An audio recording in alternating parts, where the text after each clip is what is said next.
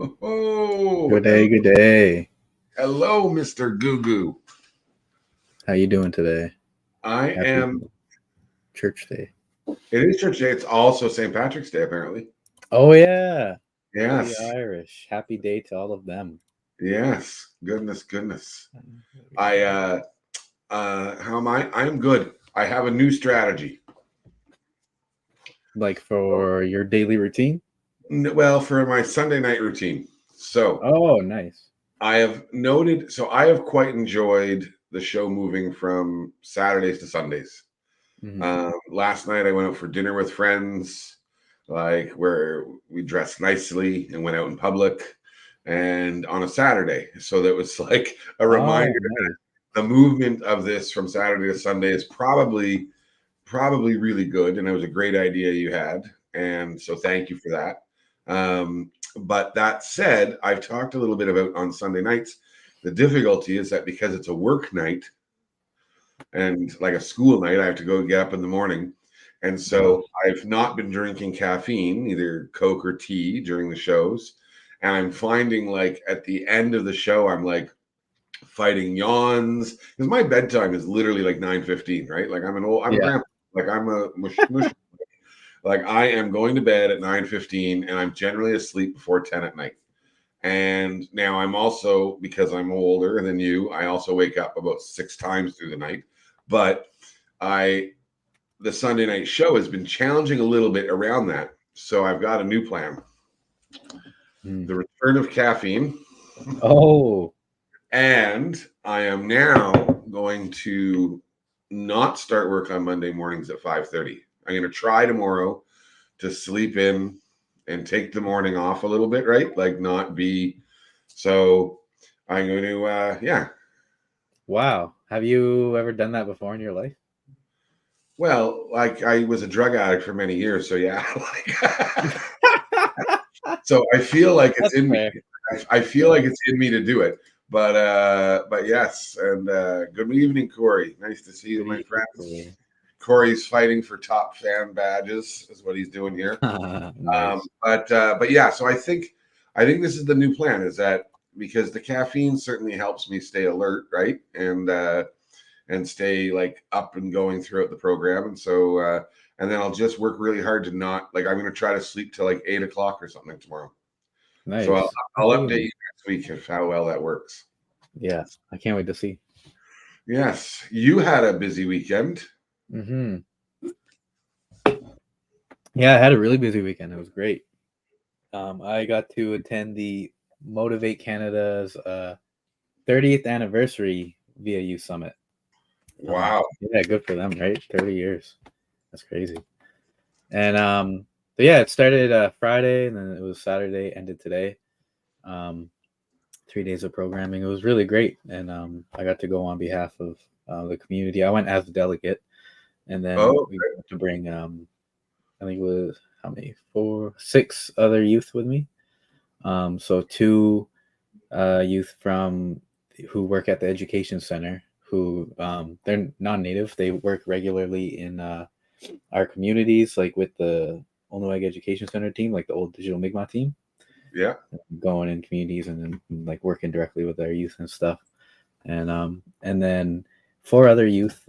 We had two locals. Well, like one from um, youth from Pictou First Nation, and then another youth from that was living in the city, and then two youth from Newfoundland, and then all the other youth that, of course, were at the summit on the Awesome. with whoever, right? But it was sweet. It was great, man. It was awesome. This was my fifth um, summit with Motivate Canada.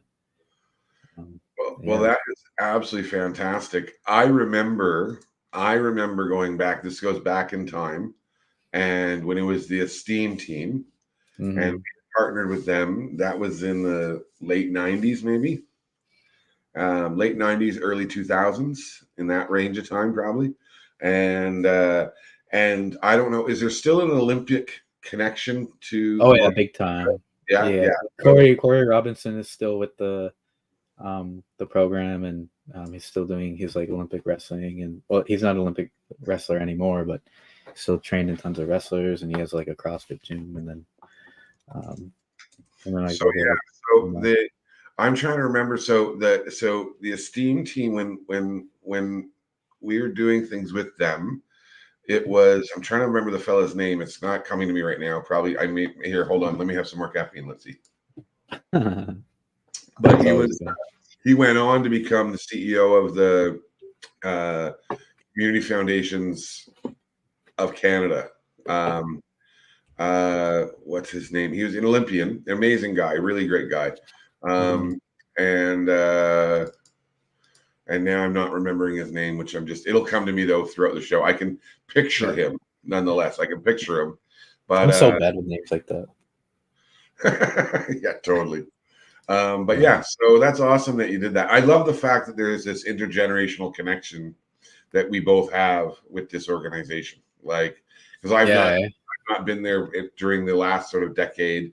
I don't think so. I don't think in the last 10 years, but certainly when they were the Esteem team and as they moved to Motivate Canada and they started, like, it was, yeah. So it's awesome to see. It's awesome to see organizations thrive like that.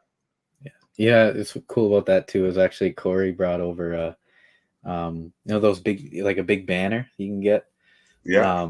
He said, "Oh yeah, I had this stored under my bed forever." It was an old one from one of their events where it said like on their Esteem team and like Gen 7 and stuff. It said 2007 on it.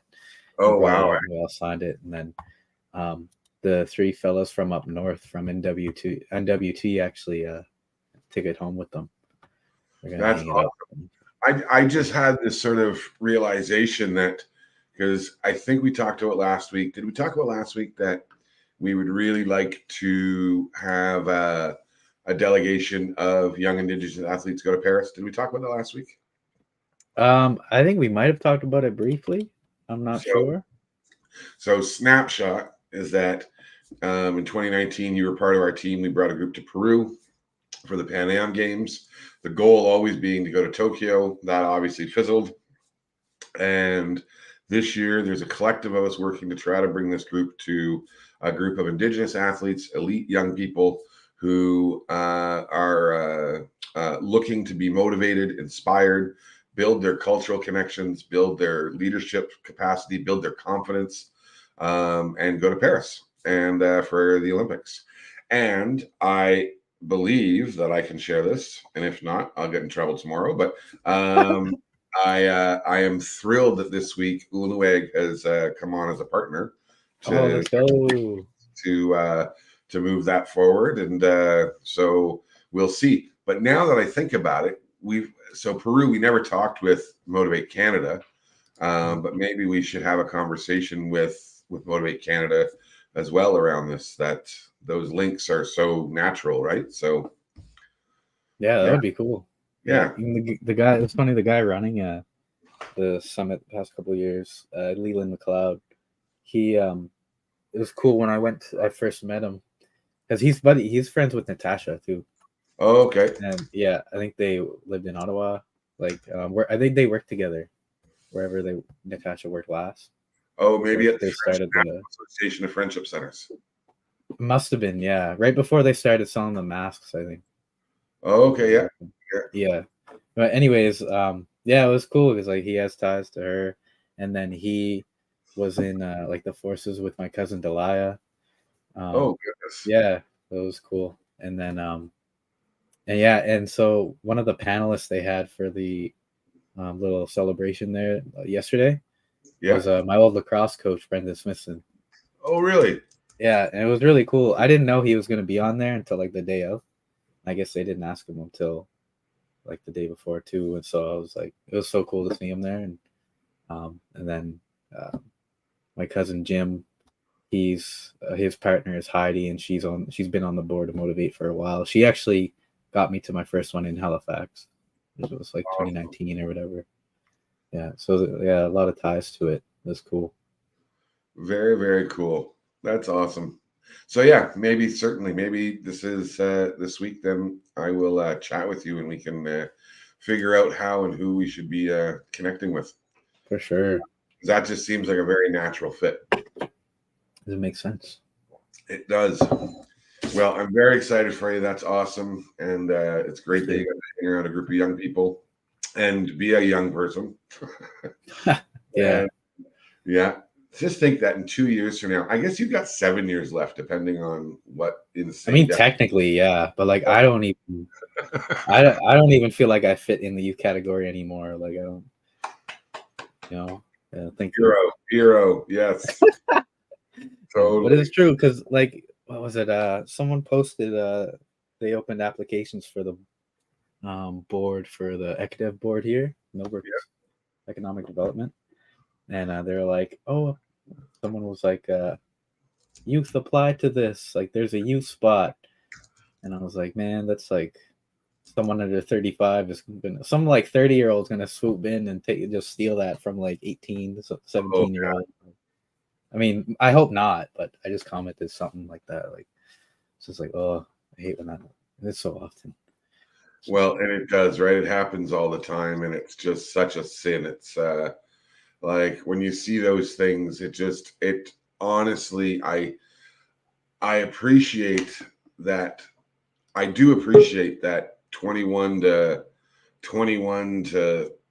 30 is still a transition period in the Mm-hmm. world, Mm-hmm. but 100%. I just cannot get behind a 30-year-old being identified as a youth. Like, Yeah. and I recently had a conversation with someone who was really arguing for that like 25 to 34-year-old range, talking Mm-hmm. about like, well, if they're marginalized and I'm like, yeah, they're marginalized adults. Like, Yeah. Exactly.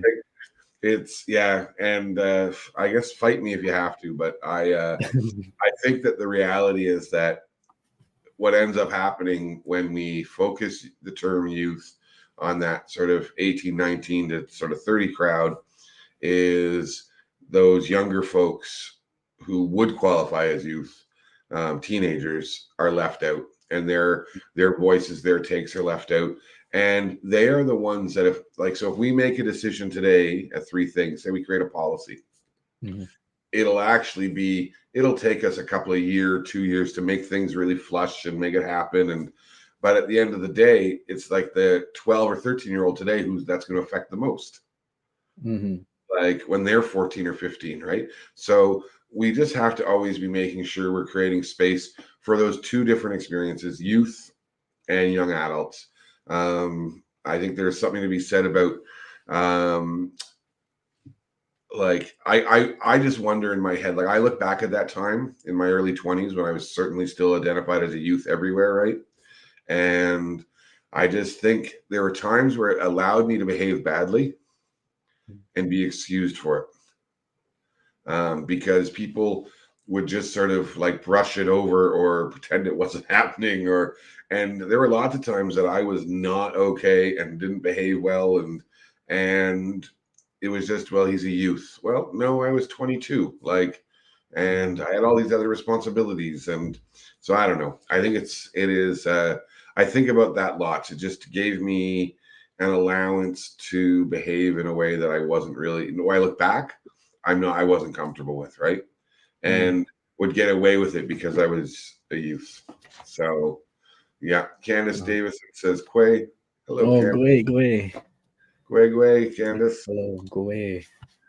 So, So so what ages are we gonna open up the Paris program to? well, I had a good conversation with someone. So I was originally thinking like that sort of 14 to sort of 17, 18 range. And then someone did suggest, and it might have been my cousin. And again, her husband was an Olympian. Her family, they're all paddlers. They were on Team Canada. Um, and uh, and her take was that there, and I think it was her. I think it was my cousin. She was suggesting around looking at um, making sure, or she had said like older, like so those folks who are like 17 to 20, 21, who are in that elite space but aren't at the Olympic level yet, but could be. So I Mm-hmm. was pondering and thinking that maybe we have the ability to be able to, to be able to, uh, be able to create a few spaces for a couple of those young people, right? Who are like, when we use the word elite, like really elite, like they are on the path to the Olympics. So maybe we can find those, right? Who knows? I see Melanie we're just going to do a little tech stuff here. And okay. They'll need to connect their mic or camera before you can add them to the stream.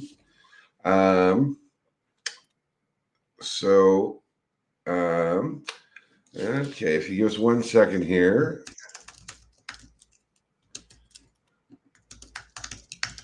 Oh, you know what? Am I right that I wonder? Let's see for a second. I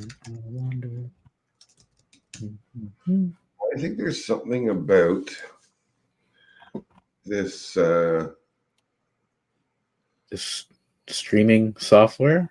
Yes, because I think you need to use. It says it's best on a laptop or desktop. And on the mobile device. Oh, does it like ask you to connect a microphone and a camera, like a separate one? It might be. Let's just peek here. I'll try to join on my phone and see if it gives me a pop-up. On iOS, you must use Safari. So if you're on an iPhone, you got to use Safari. On an Android, they recommend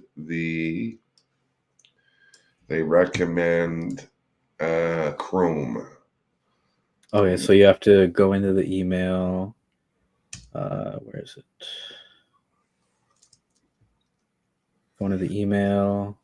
Yeah. Copy and paste the link. Oh yeah, you can hold the link in the email, copy the URL, and then. Yeah. So what we're going to do here is that, as everyone knows, lots of people know, not everyone, but lots of people know, a couple of weeks ago we had 20 amazing young people, youth under 18, from Atlantic Canada gather in Ottawa and created a series of recommendations. Those recommendations are getting finalized right now. The group is continuing to meet to really refine them, and it's super exciting. But we did have an opportunity to share a report about the first of 4 reports about their experience at the We're Listening 2024 gathering. So we're going to share that with you folks because it's so exciting to see. Like, it's so exciting to see, and just to be able to listen in their words. And so that is what we're going to do. And while we do that, we're going to do some tech stuff in the back end. So my friends, this is some of the things that young people thought about or learned while they were at We're Listening 2024. I'm excited. I haven't seen this yet. Yeah, so here you go.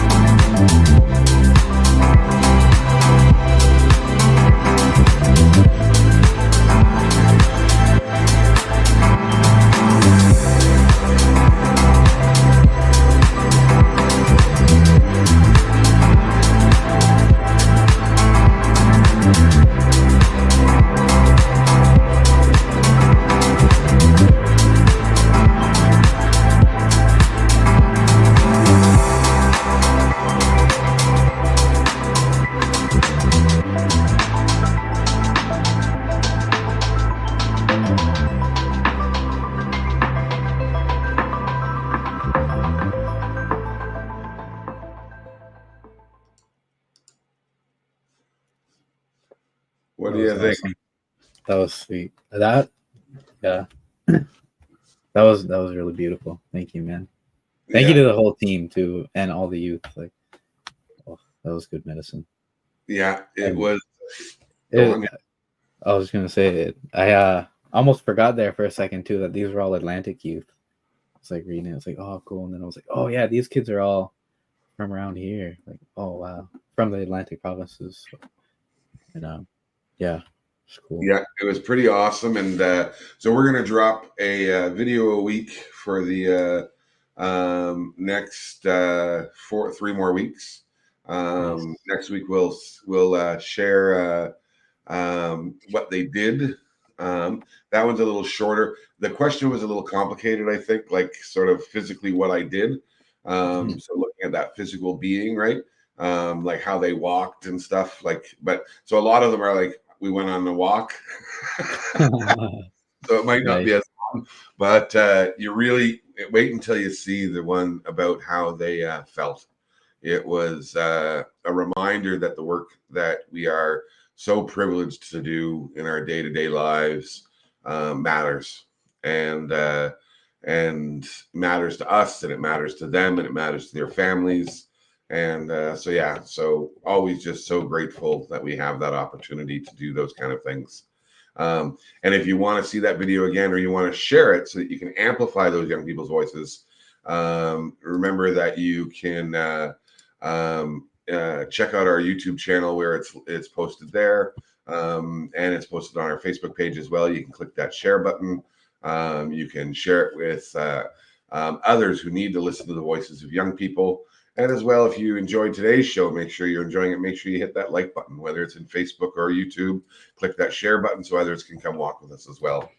And again, with YouTube, be sure to subscribe to the channel and hit that notification bell. See how skilled that is now? Look at that, just rolling off my tongue now. Yeah, it was perfect. I tell you, Deadly. it's very fancy. And there, Professional.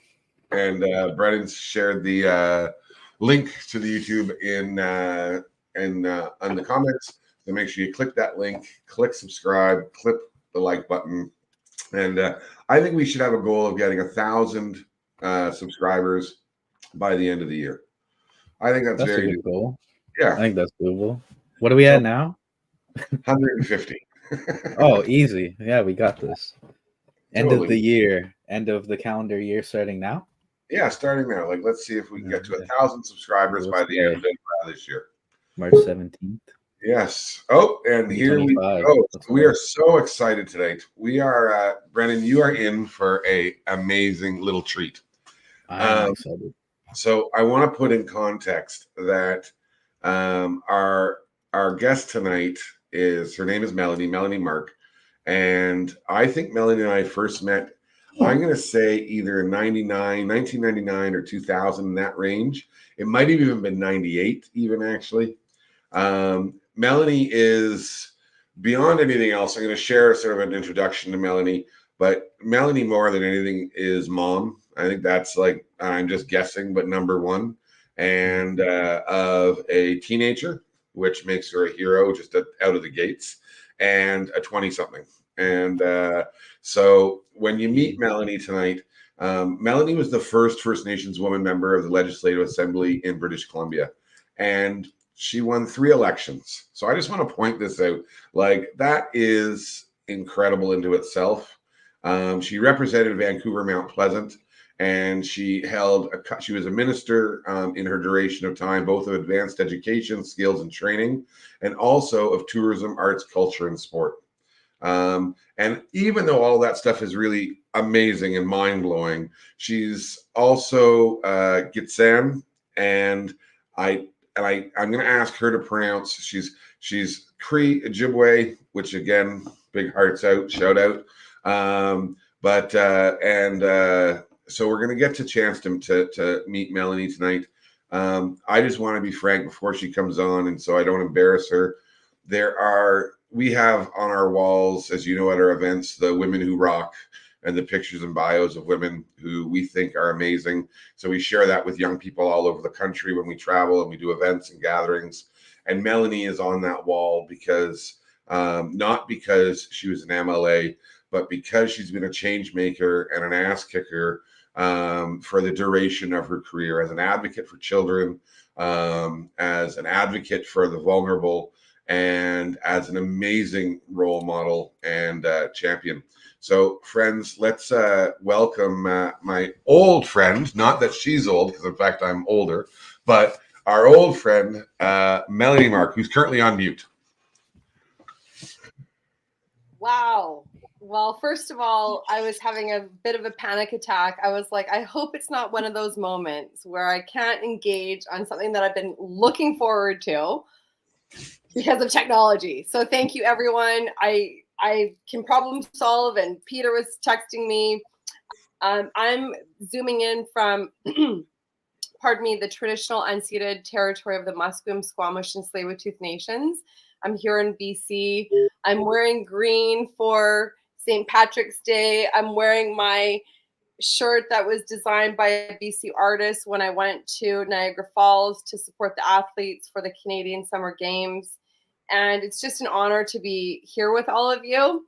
When Peter asked me to do something, guess what? The answer is always yes, because where Peter goes, where he walks, the path that he's made in his life is meaningful, and I want to be a part of that journey. So it was just an honor to be connecting with Peter again and just to be here with you. So I don't have anything else to say. I think I'm answering questions. I think Brennan's ready to go. Brennan's all the way on the other side. I'm going to say this is the best coast, but you know what? It might be a competition. It's not like natives don't compete, right? We're highly competitive. But it's so great to meet you, Brennan, and thank you everyone online for being patient about the tech thing, because we figured it out. That's what we do. We're indigenous. We use our ingenuity to figure things out. Well, and before Brennan starts, so again, Melanie, Brennan, what's very cool is I was thinking earlier today, because we've chatted every couple of years over the last number of years, and every time we've been able to connect. Right before COVID, we had a chance to visit in person and share a meal, I think, and that was just absolutely wonderful that night, and I will hold it in my heart forever and ever. It was such an important night. But since COVID, we've been able to chat on the phone a couple of times, but I realized that this is the first time we've seen each other face to face. Well, almost as face to face as we can. So I'm just super excited to see you in real life. It's for folks, just to help clarify, our phone conversations are not for the brief of heart. They are, in fact, this week we chatted and I got my 10,000 steps in on that call. So I think it was 10.2 kilometers I walked while we talked, and you are the best walking companion. So yes, it is great that you've joined us tonight. Thank you so much. Certainly my honor. And I think before we start, I think Peter, that is why I'm on this phone, right? And for everyone that's on this call, I think the most impactful things in my life, the medicine that I've carried in my life, is good people in my life. They have been my medicine. They are the people that lift me up. I'm from the Eagle clan. I'm Niska and Gitsan on my mom's side. I'm Eagle on my mom's side. I'm Frog on my grandpa's side, on my mom's side.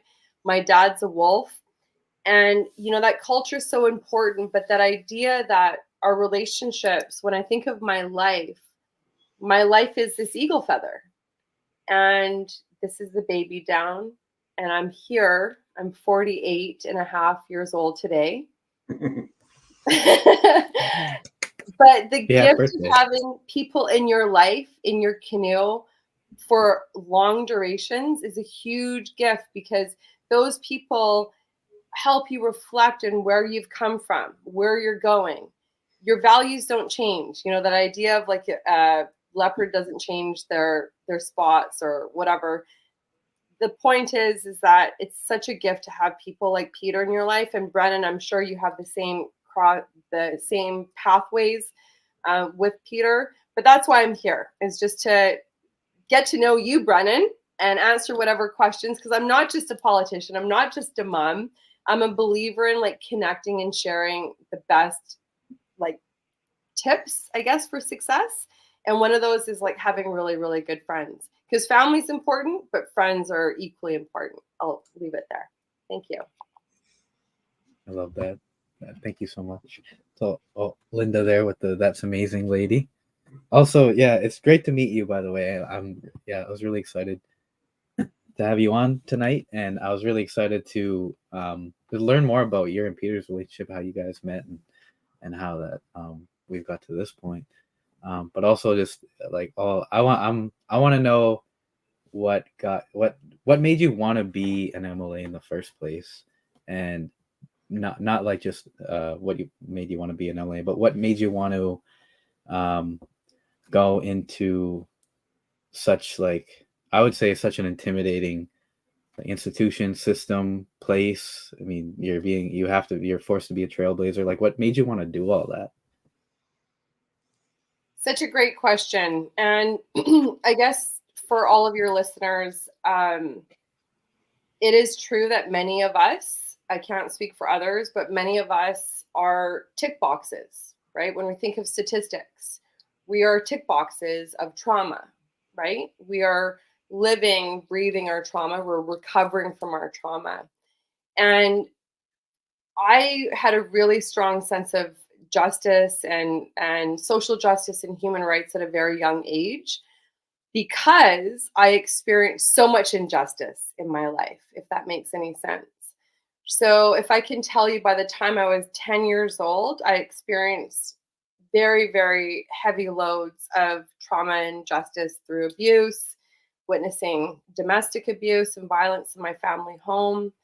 Um, I won't take this time to go over all of that trauma, because I think it's re-traumatizing for people that have to hear what some of us have had to endure.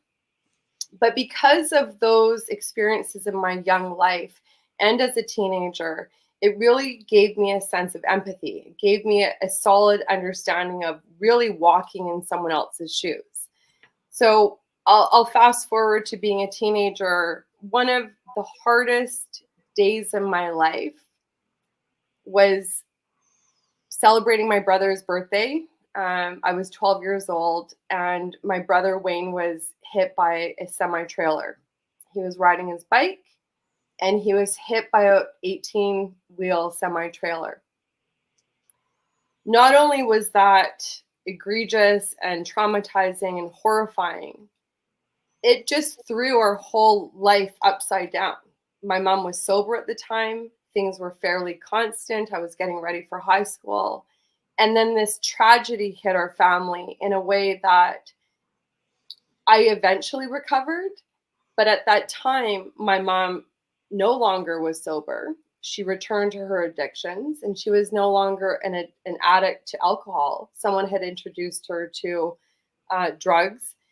And things spiraled so quickly that I can't explain how tumultuous my teenage years were. My mom went from being sober, then she became a drug addict, then she kicked me out of the house. I was on my own when I was 16 years old. I was in foster care. My brother's going to foster care. My sister's with her dad. All of this trauma happens in our family. My mom is on the downtown east side, addicted to crack cocaine. And so I share this with you because that experience was devastating for our family. And all I tried to do at a young age was try to keep my family together and to try to keep us not separated. My brothers were about to be adopted through the foster care system. They treated my mom like just a crackhead. And I don't say that lightly. The system was so abusive towards my mother. They didn't give her the treatment that she needed. And so, to answer your question, those 2 decades of extreme trauma really gave me empathy and compassion to fight for people and to be a voice for people. And one of the gifts that the Creator gave me is courage. I have no problem telling people the truth about what needs to be heard, because sometimes people in the system need to hear the truth. And I was able to be an advocate not only for my family, an advocate for kids when I worked as an advocate within the government, but over the course of my life, the first 20 years was trauma. The second 20 years was being an advocate. And that's how I met Peter. I met Peter when I was just in my early 20s. And if we want to talk about systems, I wanted to be a police officer. So for those of you that are at home and that love the show Law and Order that's come to Canada, right now they got Law and Order Toronto. Why do you think I cared about Law and Order? Because I wanted to be the detective that crushes through the wall of that door to protect that kid from the abuse that they're enduring or how they're being trafficked, because that is something that resonated with me and my friends. It was real for me and my friends. But I didn't become a police officer. And you know why? The system, the Vancouver Police Department would not accept my application, even though I got the eye surgery, I did the physical tests, I went to school, I got my college diploma from Douglas College Native Ed in criminology. But you know what they said to me at the end? They said, "Sorry, Melanie, we're afraid we can't accept you into the police department. We're not sure how you'll deal with conflicts of interest. What if you have to arrest one of your family members?" And my mom was a homeless drug addict on the downtown east side at the time. And so in the end, going back to my mouth and my big mouth and how unspoken I am, I said, you know what? It doesn't pay to tell the truth because you don't want the truth. You actually don't want natives working with the VPD. You actually don't want someone with lived experience. You already have your profile of who you want to be a police officer. So all those campaigns of like, we're here to recruit, we want natives, we want diversity was all total BS. But I call people out, right? So I'm going to leave it there with how I met Peter, because when that door closed, there was this amazing job with Save the Children Canada to be the National Aboriginal Project Coordinator to work with sexually exploited Indigenous youth across the country. And Cherry Kingsley, who's been my hero, she passed away through COVID. She had a very, very traumatic death. Unfortunately, the system failed her yet again. She had faith in me. She believed in me. She gave a chance in me. I applied for that job, and that goes back to the lessons I want everyone to listen to when I share you my tips of things that have helped me in my life. Don't doubt yourself. It's so easy. There's a voice always in our head telling ourselves like, oh, you can't do it. Oh, you're not good enough. You're not going to get that job. You're just a dumb Indian. Actually, you're a stupid dumb Indian. Why even bother applying for that job? But I did. I applied for the job and I thought, there's not a chance in hell that I'm going to get this job working with Save the Children Canada. I know nothing about being a coordinator or a facilitator, but I got the job. And I did the most amazing work that, again, was the medicine that fueled my advocacy. So I'm going to summarize. I went across the country. I asked 150 Indigenous young people about their lived experience, their most traumatic experiences being sexually exploited. And then we put it in a report. And the cover of the report, my brother did. It was called Sacred Lives.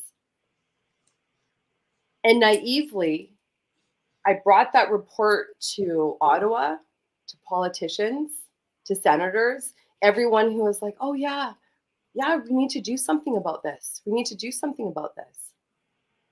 And then I was like, well, when?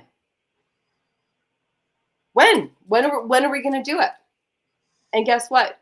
It became another report that sat on the shelves. And so I won't take more time to talk about how many reports, because as Indigenous people, we know about those reports. But I will say it really, really made me mad and hurt that we had done all this work. We had went and asked all of these young people about their truth, but there was no action. So I went back to school. I studied political science because I wanted to learn the system. I was like, well, look, if I'm going to take on the system, then I need to understand how these people talk. And so I got a degree. I'm not a very academic person. It was very, very hard for me to go to school. but I felt like I needed to infiltrate the system so that I could understand what they couldn't hear. And then time went on. I was an advocate with the representative for children and youth. And then that was 8 years of fighting for kids, right? Think of Cindy Blackstock and all the work that she's done across this country. Think of Jordan's principle and how much we had to fight. Like, it didn't just show up.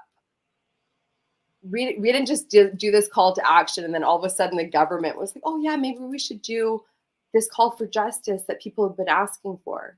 It's a fight, right? It's a long, long, long uphill journey. And so after 8 years of being an advocate for children and youth, someone tapped me on the shoulder. I was like, how did you get involved in politics? I saw her at a youth event. Her name is Mabel Elmore. She's the first Filipino woman to ever get elected in BC's history. And that's sometimes, I don't want to say the wrong question to ask an elected official. But from that time on, she was like, come with me. And she showed me the ropes of how to campaign, how to get involved. And I thought I had like 2 or 3 years to get mentored and learn about being in politics. And this by-election happened in Vancouver, Mount Pleasant, and she called me. And I'll never forget, I was in my kitchen. And she called and she was like, the clock's running out. Like, are you ready to run? And I was like, what? Like, I don't even know what it means to be a politician. Like, I have no idea. She's like, well, this is it. This is your time. And the moment that I realized that I was going to run, what I want your listeners to hear, I had asked, again, I ask a lot of questions. I said, has there ever been a First Nations woman as an MLA? And the answer was no. I have a degree in political science from SFU. I didn't learn that at SFU. No one told me about the history, right, of politicians in BC politics. But the fact that it took until 2016 to finally have a First Nations woman occupy that BC Legislative Assembly, that's what I wanted to share with you, Brennan, is that it's this uphill battle. It's a journey and it's really, really hard. But why and how I got into it is because that's where the creator needed me to be. Oh, that's beautiful. Is it intense? Do you feel it? No, that's beautiful. Yeah, like, oh, You're like, I mean, boom. first of all, I just want to like, Bilal, and thank you for sharing all of that. I really lift you up, and for being vulnerable, like right off the bat, and authentic. And I really appreciate that. And sorry, Peter, yeah. And I want to just sort of challenge one bit of your narrative. So when you and Jerry authored Sacred Lives, which was the report you were talking about, I can think and see spaces and places across this country where things fundamentally shifted because of that work that you did and the bravery of those young people. I can immediately think of it. I can see it in the areas around language. Like, there was a period of time where young people who were exploited were still called prostitutes. Sacred Lives helped shift that away from that. There was a time period where indigeneity, so First Nation, Métis, Inuit young people who were in those spaces, were never seen, even though the numbers, depending on where you were in this country, and certainly per capita, were incredibly, overwhelmingly high for Indigenous young people. And Sacred Lives shined a light on that. You can look at Winnipeg, where you can see these shifts that came out of Sacred Lives that are still in place today. So I am so grateful that Brennan got to hear firsthand from you that what you shared, and it was so vulnerable and brave, and so chimigwich for that. But I do want to just be clear that the efforts that you and Cherry and the many others who worked on that project, that it literally created shifts that I've had the privilege to be able to see and witness 20 years later. And those changes, some of them are fundamental. I was very humbled a number of years ago to be appointed to this task force, a national task force on the trafficking of girls and women. And I get to this table, and it was so funny because I was like, it was a bizarro experience because it was me and this one cop from Durham region and 38 of the most powerful women I've ever shared space with for 3 years. And brilliant women, powerful women, just like game changers. And I couldn't figure out why we were there, but we were, and I was grateful to be there. But even the efforts of that movement, which birthed the, oh my God, they were on the show too, Brennan. The National Center for Trafficking. Oh yeah. National, we'll get their full name, but nonetheless, that was born out of that work. And that work, everyone there was using Sacred Lives, even at that point, 12 years later, right, as a guide to move their work forward. So I just want you to know that that effort and that the hurt that would have been carried with that project, I've sat in those sessions. There was a lot of hurt shared, and just know that the effects of that continued on. And so yeah, so that's the only part I would say. It was like many things, a report on a desk somewhere, but also at the grassroots level, things happened because of that bravery. So yeah, I just want to share that with you. I want you to know that because you might not have, because again, you might not have known what was happening in Winnipeg or Newfoundland or Etobicoke, right? And so yeah, it's no. And Peter and Brennan, I guess I knew the importance of our work. mm-hmm. I knew the importance of our work, but what I didn't know was the insincerity of public officials to say they were going to bring the calls to action. And I think that's the apathy that people have, right? People feel like, well, we did the Royal Commission on Indigenous People. We've done the Missing Murdered Indigenous Women Inquiry. We've done the Truth and Reconciliation Commission. How many reports do we have to produce to change the lives of people? And so, Peter, thank you. Like, because Cherry gave me that medicine, right? That grassroots opportunity to be there. But what it does is it cultivates truth. If you ever have the opportunity for anyone being online, like the honor that you get, that you have, but the duty that you have to carry, I guess that's what I'm saying. It's not just the honor to hear someone telling you the truth, but we have a duty. And that's why I gave you the example of law and order, right? Law and order. We have a right, right? I've said publicly so many times, all children have a right to live a life free of abuse, live a life free of exploitation and poverty. And so bringing a real rights-based approach to the work came from working with Save the Children, came from working with Cherry, to see how egregious our rights are being violated. And so it is not an easy narrative, Brennan. Coming into politics was like, let's go, man. Like we need people that have the guts. Grand Chief Stuart Phillips said, he's the president of the Union of BC Indian Chiefs here in BC. He said, it takes guts to advance right. Sorry, he said, reconciliation isn't for wimps. Like you really have to have the guts. And so thank you for that, Peter, to share that you have to have that discernment, that fortitude. But Brennan, the other piece about politics that I didn't answer, politics is cutthroat, right? Politics isn't collaborative. Politics is about a soundbite in the media, right? The 6 o'clock news. And when I left politics, my kids couldn't take it anymore. You know, they're seeing their mom presented as some dumb Indian, right? Who's not doing her job. Oh, you know, Minister Mark has failed the Royal BC Museum, another BC NDP boondoggle, blah, blah, blah, whatever the soundbite is for the 6 o'clock news. But I challenged the media at the end. I said, you know what you presented? Not truth and reconciliation. You presented a leader who did her job, who went to work every day as some dumb Indian. That's the systemic change that we have to keep pushing towards. I said, you never present us as the heroes.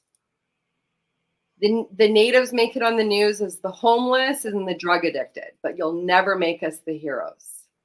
So in my heart, I know I was a hero to Indigenous people because I fought with all of my heart and it was the best thing ever. But as my kids got older, they were like, Mom, you're leaving 16 weeks out of the year to go fight for everyone else and be away from home and have this disruptive lifestyle at home so that they can portray you as some dumb Indian. Maybe it's not worth the math. And it's funny, you know, because that very first, do you mind if we play a video of the day that you entered the legislature the first time? That's one of the best days of my life, but for sure. Yeah. But please, people might start crying. Because I think that there is an importance to recognize the that first day to your last day, and the similarity is the courage that you carried, and the integrity that you carried, and the connection that you carried to what you knew to be the truth and knew to be right. And so, for those who haven't seen it, when this came out across the country, I remember. Everyone I knew was talking about you. They didn't know your name, in fairness, right? They said, did you see that woman? Because they were here, right? You were an MLA in BC and they were here. But the reality is they are. Let's play it. But Brennan, let's play the video first. Okay, let's play the video. Here we go. My camera. Okay, here we go. Here we go. Here we go.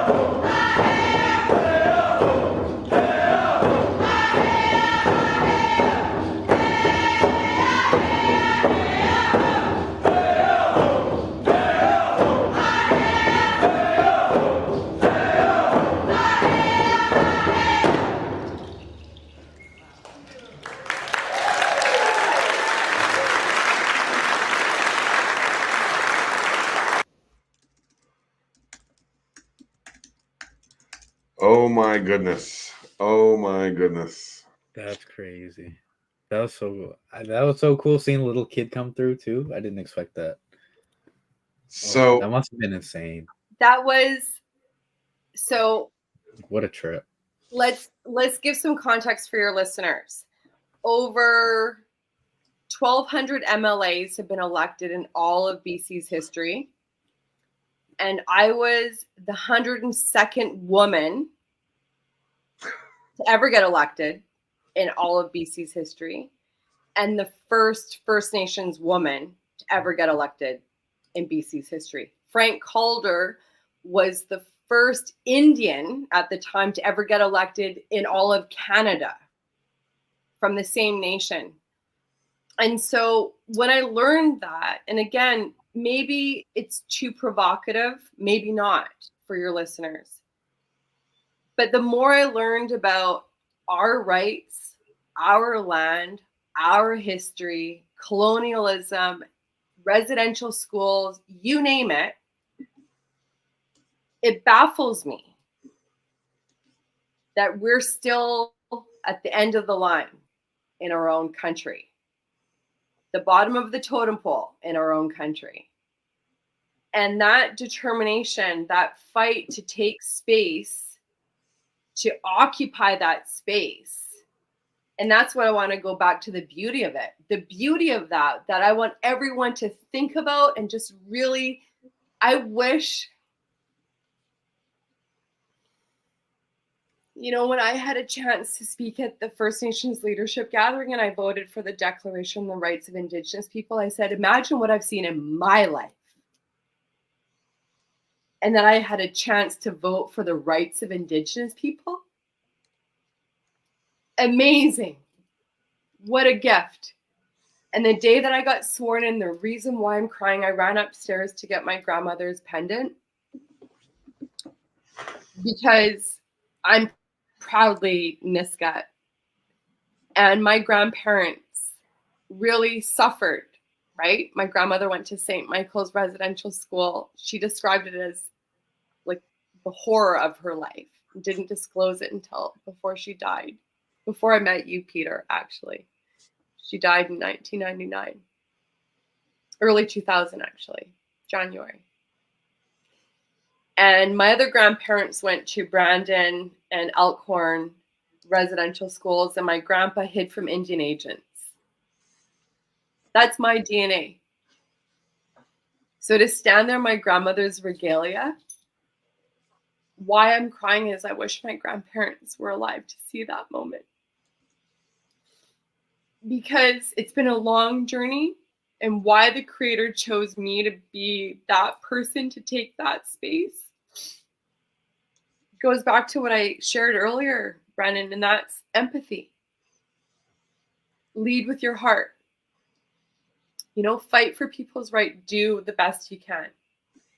So that was a really, really amazing day, and I'm going to stop talking. Well, first of all, you're welcome to keep talking because it's brilliant. And the comments, we put the comments up just across the country, people responding to that video and that moment. And I remember that day, and I was so proud of you, and I was so proud of the collective us across the country. I was so not surprised in any way to see that. And it was our dear friend Sue who had told me that you were running, and I followed that the first BC election I'd ever followed. And the night that you won, I was so excited and so excited for you. The reality is that regardless of the outcome, you kicked open doors, and that's what you've been doing your whole life, is kicking in doors. And sometimes you chose not to walk through them, or you've chosen to walk back out them because it wasn't the right path. And that path wasn't anchored in empathy. It wasn't anchored in the teachings and the values that you carry in that DNA of yours. And I am so grateful for that DNA that you have, because it is what makes you a role model, of course.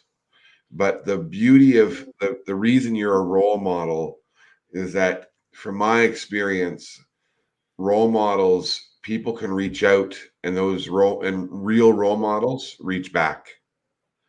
And you've been reaching back, and you've talked lots over your time. I've seen you talk about paddling together, and I would love to hear more about that, because I think there is, and because that is certainly, it resonates with me greatly. I am only where I'm at in this point in my life, and have the opportunity to do the things I can do in my life because I learned a long time ago, surround yourself in awesome. Like, surround yourself in people who are courageous and brilliant and brave. And those folks, I learned over time, it didn't take a long time to learn it, is when we talk about folks in that way, in that lens, we often think of people like yourself, right, in this moment. But it's also the folks who are struggling. It's surrounding ourselves with everybody. Like, it's regardless of where they're at in that moment, because that brilliance is still there. It might be clouded. They might not see it or feel it in the moment, but it's still there. And everything good in my life has come because of those connections. And in Mi'kmaq, that Misit Nogama, all my relations, right? And that beauty of being able to, that you have, of being able to walk that. So paddling together, what does, when you share that, what does that speak to? So much to unpack there, Peter. So I think the first thing that I would say is, when I go back to that video is the strength of all of that medicine that I listened to and I carried, and the creator made me a vessel to be an advocate for people's stories and their truth. And that's what I hope people saw in that video, is that opportunity to be a voice for the voiceless, and to honor all of our grandparents and their reality of their truth of going to residential school. I think what I'll share with your viewers, I think the hardest part about my life is that people have looked at my life as though it's been fairly easy. I don't know why I make it look easy, but it has not been easy. I've had a very difficult way kind of navigating things. But the point about paddle together, what helped me along the way, and as you were talking, your listeners don't know that my mom sobered up on my 30th birthday, and I'm 48. So she's 18 years clean and sober. And I had shared that over the years, right? Over the years, she used to take me to the dugout in the downtown east side to AA meetings. And I was like 7 years old, and it's like 10-cent coffee. And I'm the only kid at these AA meetings. But that goes back to empathy. I grew up listening to people and their stories. No judgment. But I'd stand there at the end and they're like, come on, Melanie. So I learned the Serenity Prayer when I was like 7 years old. But the point, regardless if it's your creator or your God, grant me the serenity. Grant me the serenity. God, grant me the serenity to accept the things I cannot change. Give me the courage to change the things I can, and the wisdom to know the difference. That was medicine when I was 7 years old. And that really helped me along the way. But the other piece that I talked to you about, Peter, I got diagnosed, and my daughters got diagnosed with ADHD last year. That's part of the reason why I left politics. It's a big reason. We learned that Michaela's brain is wired a certain way. And then I had to do all the advocacy to get Michaela, who's 13 now, ready for school. And in order for me to advocate for a Native kid in colonial institutions today, you need to be present, right? So I had to go in, Mama Bear, Mama Eagle, fight for Michaela, get her the assessments, get her the IEP, get her all that stuff. I couldn't do that being away 16 weeks out of the year. I just couldn't. I couldn't be in two worlds. So I said publicly, my children get one chance at having a childhood. And I say that as someone who didn't have a childhood. And I have no regrets. But Michaela's got ADHD, and then I found out I have ADHD, and then Maya, my 20-year-old, she has ADHD. And by the way, these are my two daughters. I wanted to go get them too from the. So Michaela's on. This is Maya, she's 20, and this is Michaela, she's 13. They're my mini-me's, my little barnacles, but Michaela's my Big Mac. She's got big energy, and I love her to pieces. So I'm going to answer your question about paddle together. I played tons of sports when I was a kid because that's what you do when you're a dumb Indian, right? I was told by all my teachers, you're not going to go anywhere because you're going to be just like your mom, just like the rest of them, because you're just a dumb Indian. So I accepted that. But I went to school because I got to see my friends and I got to play sports. I was a professional socializer. I got C- at everything, and they just kind of coasted me along the way. But I played sports, and what sports does is it teaches you that if you want to get anything done in life, you actually have to learn how to be a team player, and you have to work together. You have to communicate. You have to put your ego aside to win the game and the mission. And playing rugby was really, again, going back to aging myself, Brennan, there were no Indigenous support workers in school to help me with my trauma and my anger and my loss and all the rest of it. So when I found out about rugby, I couldn't, Peter loves this story. I couldn't believe it. I'm in grade 11. I've just gone through foster care. I'm living with my aunt in the island. And there's this weird ball. And we're learning about the game. And all you've got to do is knock people out and then get it across the finish line. And I'm thinking to myself, is this for real? Are you serious? I'm not going to get sent to the office if I knock that chick out. And it was the opposite. They're like, no, you could become the captain of the team, which I did, or the MVP of the team, which I did. Because I had all of this energy and all of this anger, and I legally let it out on the field. And those values help me for the rest of my life to learn how to be a team player and just have that sense of confidence. If you've ever played rugby, I mean, honestly, I know the Native communities like lacrosse and soccer. I'm not good with my feet or my hands, so I'm good with I can tackle you. But I'm getting up here because with rugby, you literally have to grab someone by the scruff of the neck, and you're like, you know what? Grind. We're gonna push this ball. Don't give up, right? There's no wimping out here. That was perfect for me. And so paddle together is about finding people in your life that are in your canoe that are ready to and I just went on a canoe journey last summer, Muckleshoot. It was hard. Paddling is not easy. Communicating with people, right? We're in the canoe and some people are kind of going like this, sorry, no offense. I'm not competitive or anything, but I'm like, what are you doing? I'm like, get your ass into it. Come on. Let's go here. We don't want to be the last to the finish line. But that's our nature as people, right? It's not about being competitive to knock you out. It's being competitive to do your best. And so we're in the canoe, right? I'm with these young kids that were in foster care. And they, the first time I get into the canoe, I'm taking pictures. I'm like, oh my God. I've been wanting to go on this canoe journey forever. And this kid's like, are you going to take selfies the whole time? And I was like, yeah. I said, this is my photo journal. Okay. I've been dreaming. While you're taking a video. I'm like, I've been dreaming about going on a canoe journey. So yeah, I'm taking pictures. Okay. But the beauty of it all is as we work together and we found a rhythm, right? Because there's always someone in the canoe that finds the rhythm. So as we're canoeing, it was like this.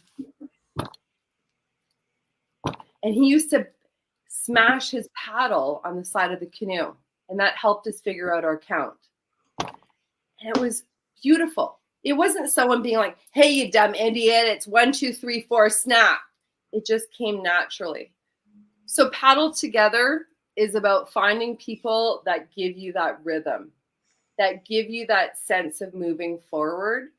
But the other thing I'll say to the listeners, as I got older, this ain't a canoe just for everybody. I used to think everyone can get in the canoe.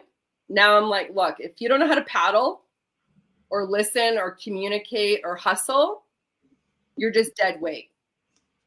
And so in your life, you have to learn how to throw people out of your canoe. And I'm going to repeat that, because paddle together is literally like, what's your sight? What are we working towards? That big thing is going to take all of us and our best. We're going to give a good run and we're going to take a rest, but we're going to keep going and keep going and keep going. But if you've got someone who's no, get out. I need warriors in this canoe for the mission. And it sounds kind of mean. Some people will warrior up, but some people are just dead weight and you need to let them go. And I'm going to leave it there. Wow. That's Oh, how do you it is. Go, Brennan. Yeah. I was gonna ask a follow-up question. I can wait. No, Ask go. the question, Brennan. Come on. Yeah. I was just gonna ask, like, how do you cope with throwing people out of the water? Like, what if someone can't swim and you have to throw them out? How do you deal with that? So, you know, the lesson, like if you're on a plane, right? If the plane's crashing, you actually have to save yourself before you can save anyone else. And so in my life, I have such strong values and a belief system and a fortitude. And what I've learned in life is that not everyone shares that. There are going to be people that are like, oh, you think, you know, like we live in a competitive, narcissistic, dysfunctional society. Not everyone's all in the same rhythm, right? The same purpose, the same mission. So you have to be with people. I told my team, my last team that I worked with as minister in political office, what do you think people that like fight in the army, what do you think the most important quality for those people to work together? We have all sorts of values out there. I won't tell you which value, but what do you think is the most important value for people working frontline? You're asking me? Yeah. Humility, I would say. Okay. Peter? Anyone else online? The most important quality for a team working together in the front lines of like combat? I think communication has got to be like, whether that's listening, yeah, or knowing your role. Listening. I go with listening.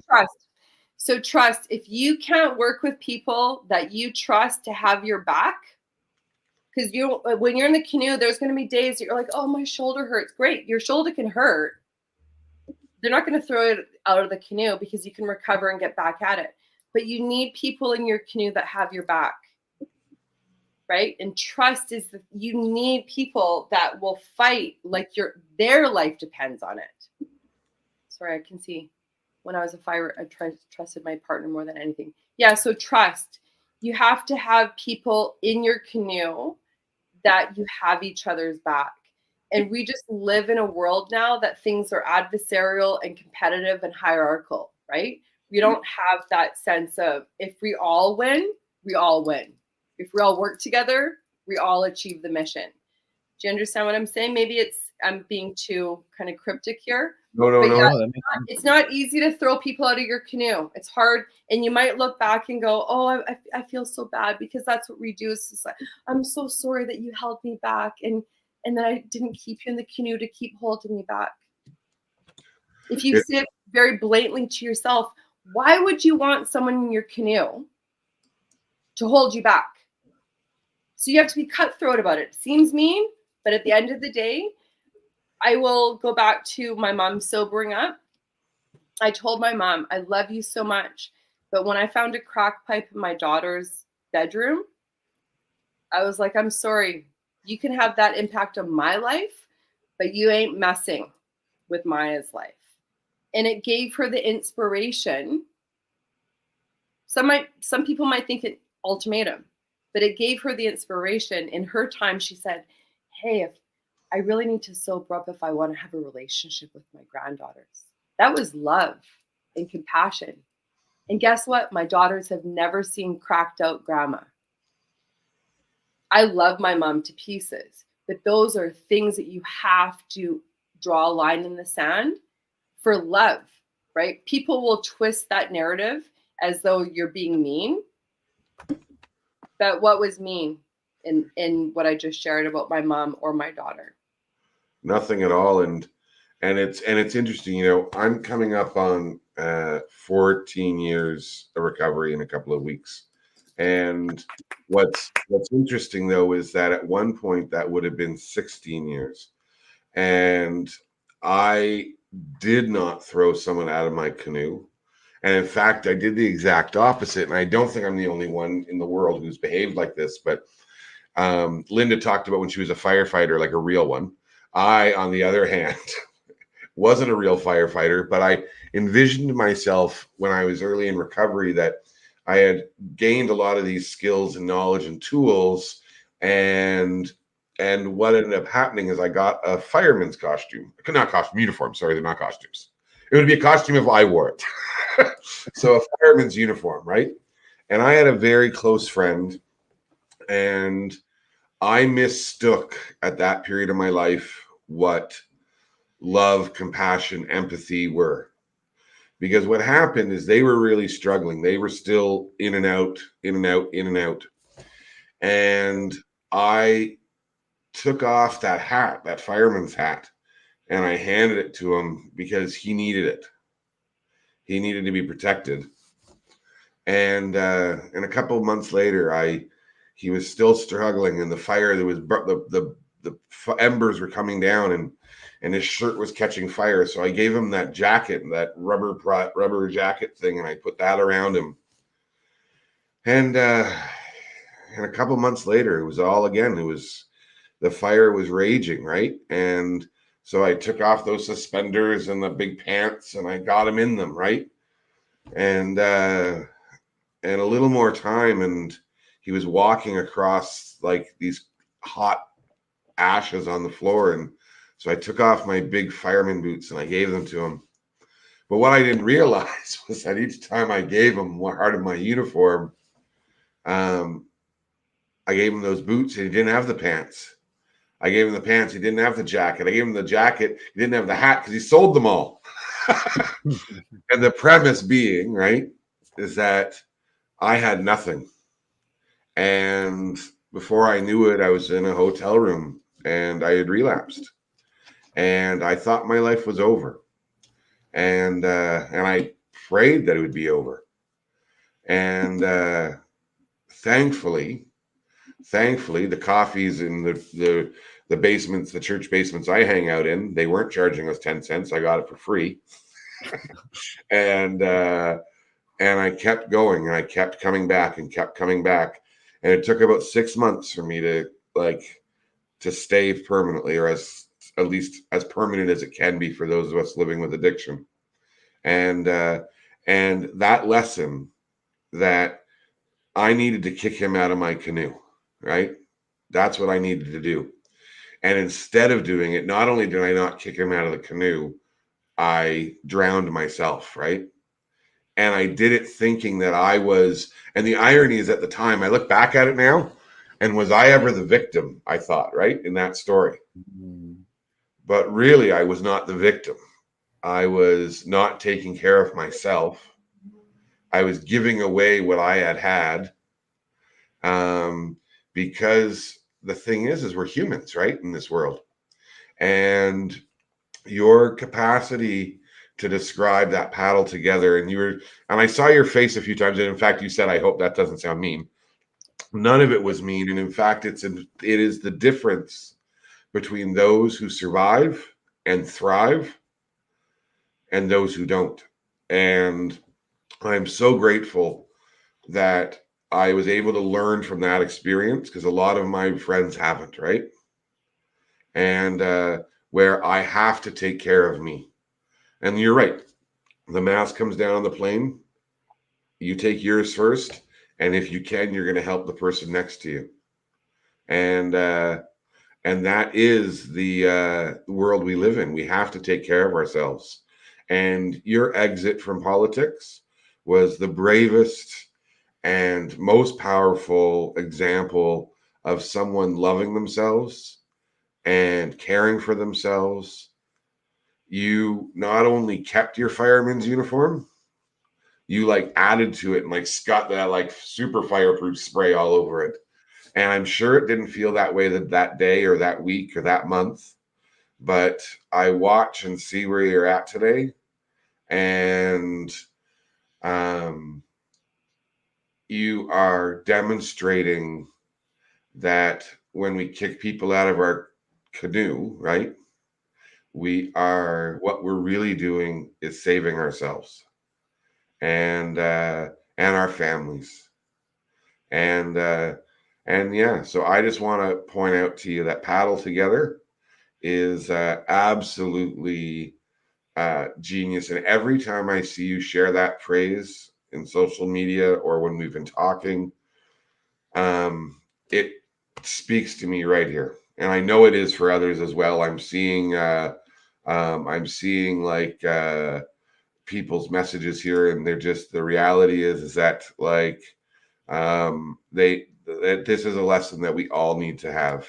And I was about to say, I'm sorry you had to experience it the way you did, but maybe I'm not actually. Like, I'm not actually. I'm not glad you had a hard go that process, but I'm not sorry you experienced it, because at the same time is that you left having created fundamental changes for children, young people, Indigenous people, women, and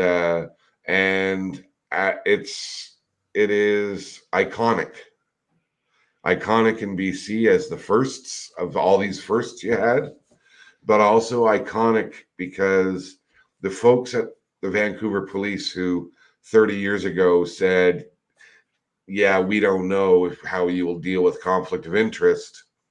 I just think about what a freaking shame and a loss they had. And whoever said those words that day, here's hoping that when you were elected and they saw that, when you had that courage to walk out, that they're like, oh my God, did I ever make a mistake? Well, they did. So they did call me later when I was advocating for the Aboriginal Policing Center. Mm-hmm. They asked if I wanted a job. And so this goes back to all the listeners, right? Know your worth and your value and your acumen. Part of it was like, you had your chance, right? And I want everyone to practice at home. Just do that. I can't see you guys do it. Like, just see, it just makes you feel better. You're like, you had your chance, but like this, right? You had your chance. So people have their chance to make decisions, right? Life is about choices. Life is about self-determination. And that's what I'm trying to share, right? Is to really impress upon all of the listeners, hard decisions are not easy. Doing what's best for you is not easy.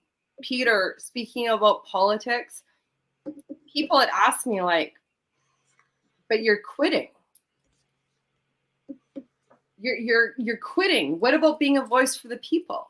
You're giving up. You're letting the haters win. And I saw it a totally different way. Mm-hmm. I saw it as though I'm standing up for my children.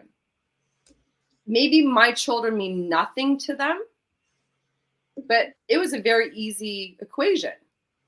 Is a woman who leaves a domestic violence relationship, is she quitting because she didn't stay? Or is she standing up for herself? Depends on how you want to look at it. And so I surround myself, and that's what I also want to share. You know, and Peter asked me to come on. It's like sharing life lessons of things that really helped in my life, things that I wish I would have known earlier, things that I've held true to over my life. I listened to Jay Shetty, one of my favorite podcasts. The latest show, he talked about surrounding yourself by seeds or weeds, which goes back to paddle together. If you're surrounded by a whole bunch of weeds, guess what your garden's going to look like, right? Or are you surrounded by people that are cultivating how amazing you are? Are they bringing out the best in you?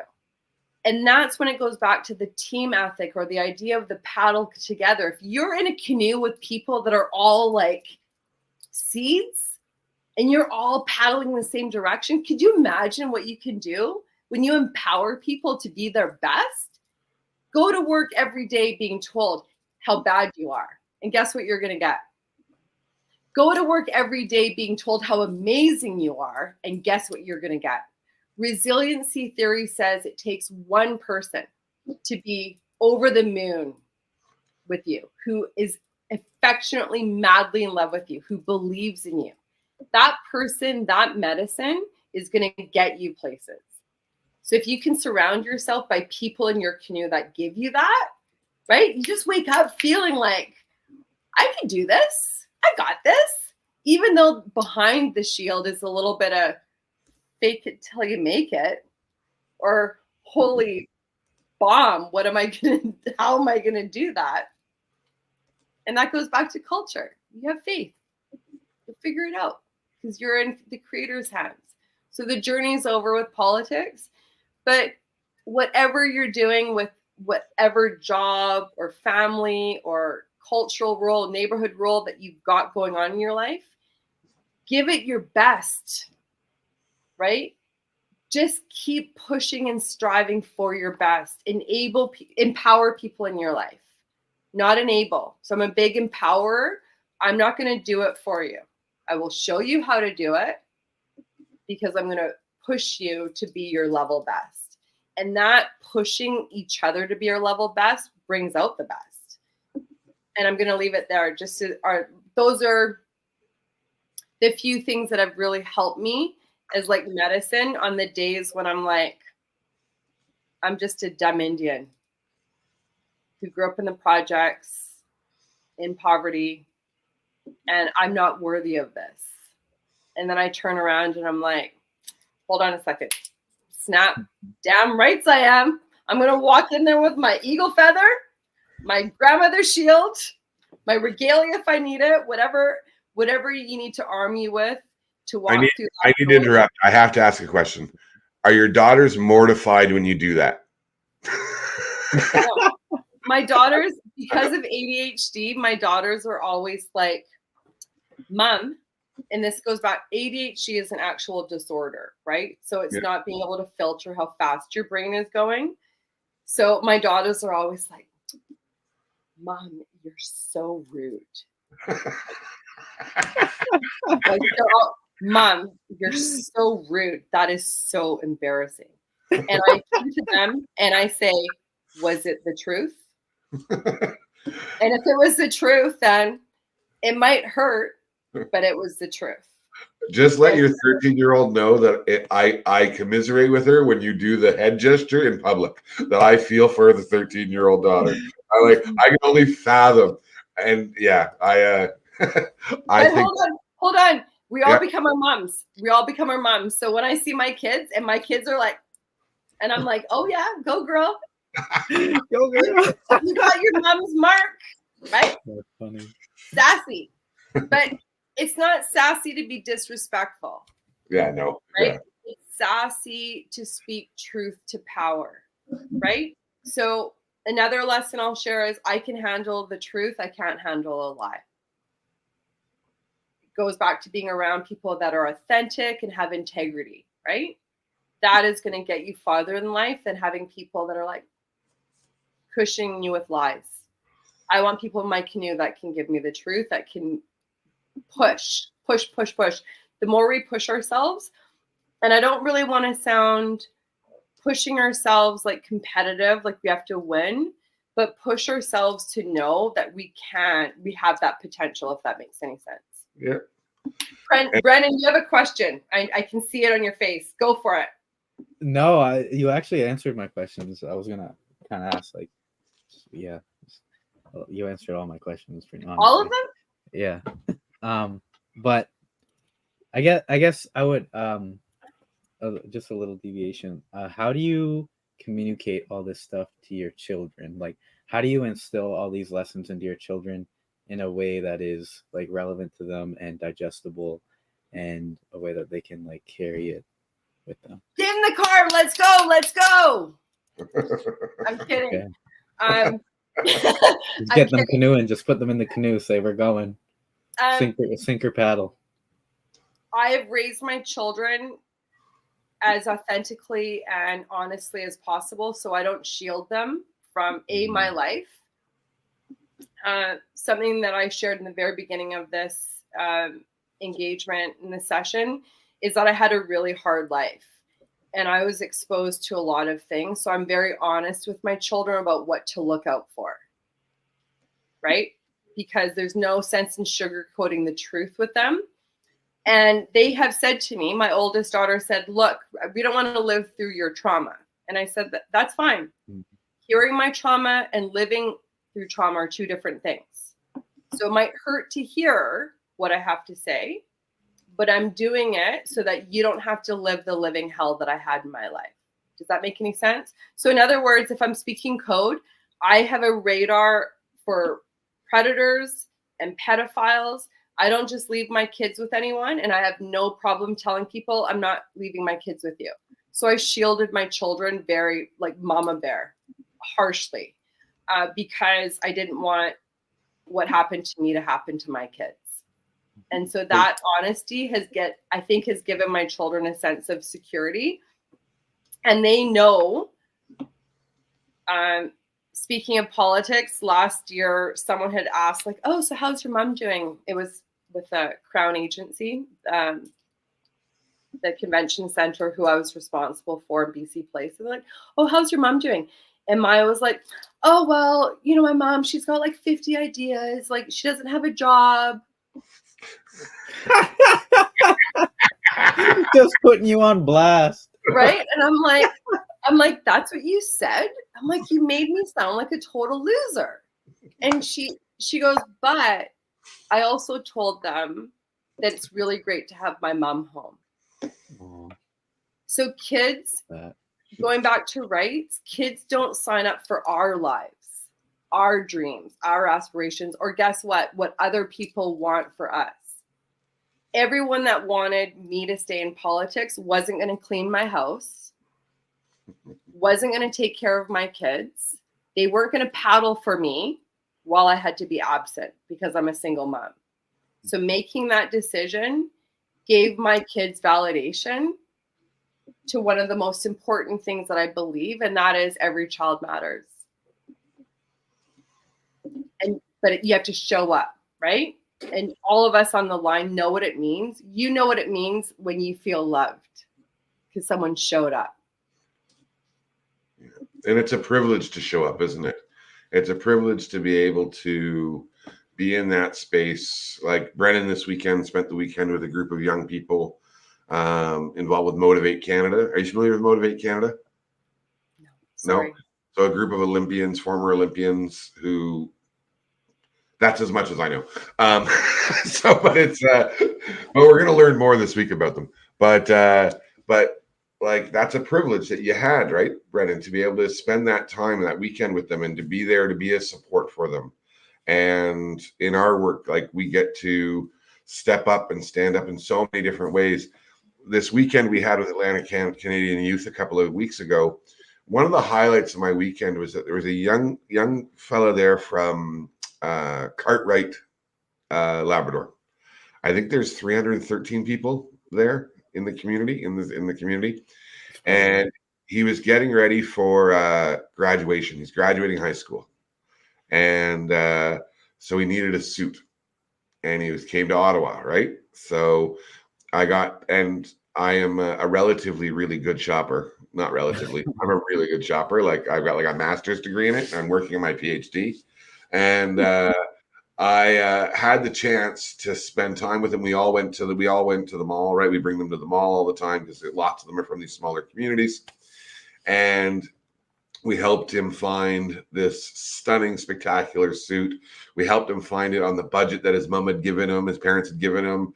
We got like, we signed up for like the email at the store to get the extra 10% off. And like, and that action, right, of spending 45 minutes or an hour or whatever it was, store to store to store until they found what they were looking for. And like, I just thought back afterwards and I was like, what a privilege it was to be able to have that experience and to be able to step up in that way. Right. Like, and it's not to say he couldn't have found something on his own, but at the end of the day, it was a privilege to be able to be a helper in that way. And at the end of it, it doesn't matter what our titles are on the front end of our names or the back ends of our names. We're all helpers. That's what we have the ability and the privilege to do. And at least for myself, it's anchored in the fact that I had helpers and I have helpers in my life. We talked about our friend Sue, right? Like, Sue is, I will have to still give 30 more years of my life to people in a good way to match what Sue has offered to me in my life. Like, the reality is that it's a privilege to give help, but it's a privilege to get help as well. And to accept that's an important piece. So Brennan, sorry to interrupt Peter, but this is an important piece. Politics is about, what did you do for me? What's in it for me? Why didn't you do that? There's a different sense of transaction and entitlement. What you're talking about, Peter, is altruism. Altruism is actually, I will give you everything that I can and I want nothing in return. Because that pay it forward, right? If we all paid it forward instead of expecting to be paid back in life, could you imagine what the world looks like? If we all just gave someone that tip. I'm sure I'm sharing these tips because they helped in my life. I wish I had had people in my life that said, the other lesson that I didn't know about is that people are either pluses in your life or minuses. So I was really bad in math in high school. Remember, I got through high school socializing and playing sports, and I like social studies. But who gives value in your life? You know, we are surrounded by hater society, negative, like, and if you know about mental health, and Peter, I think you were trying to touch on this earlier.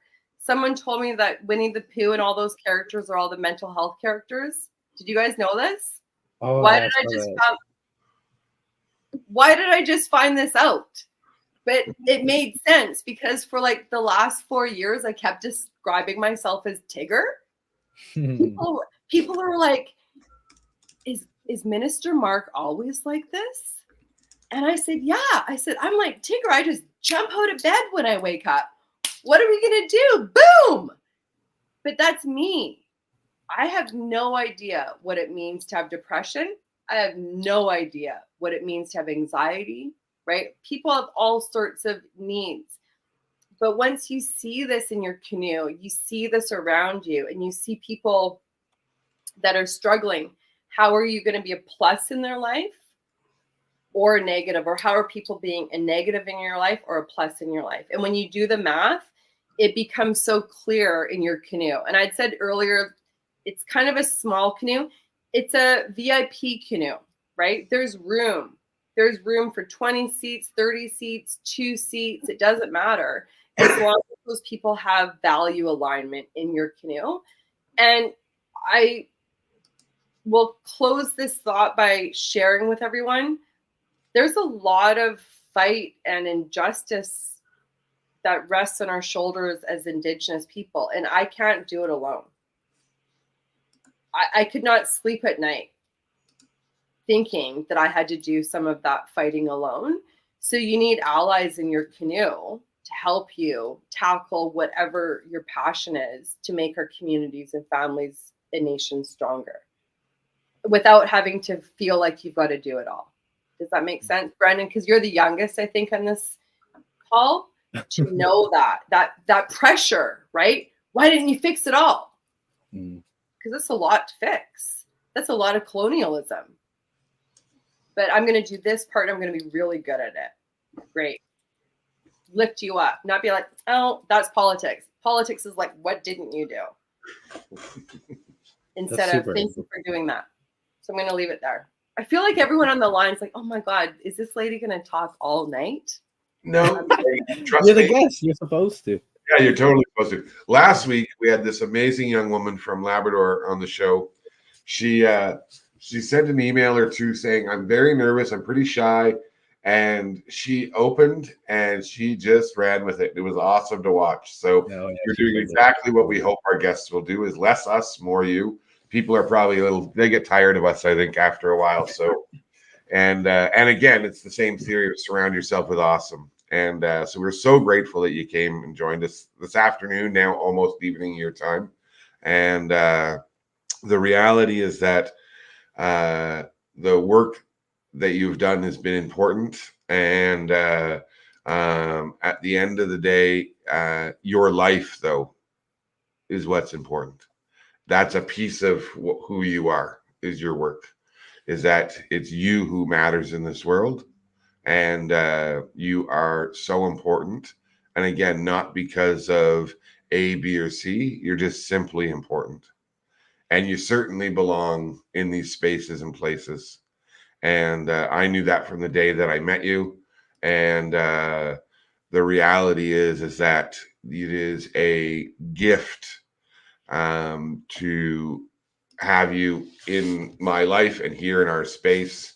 I know folks at home have thoroughly enjoyed and been touched by what you've shared and inspired and learned.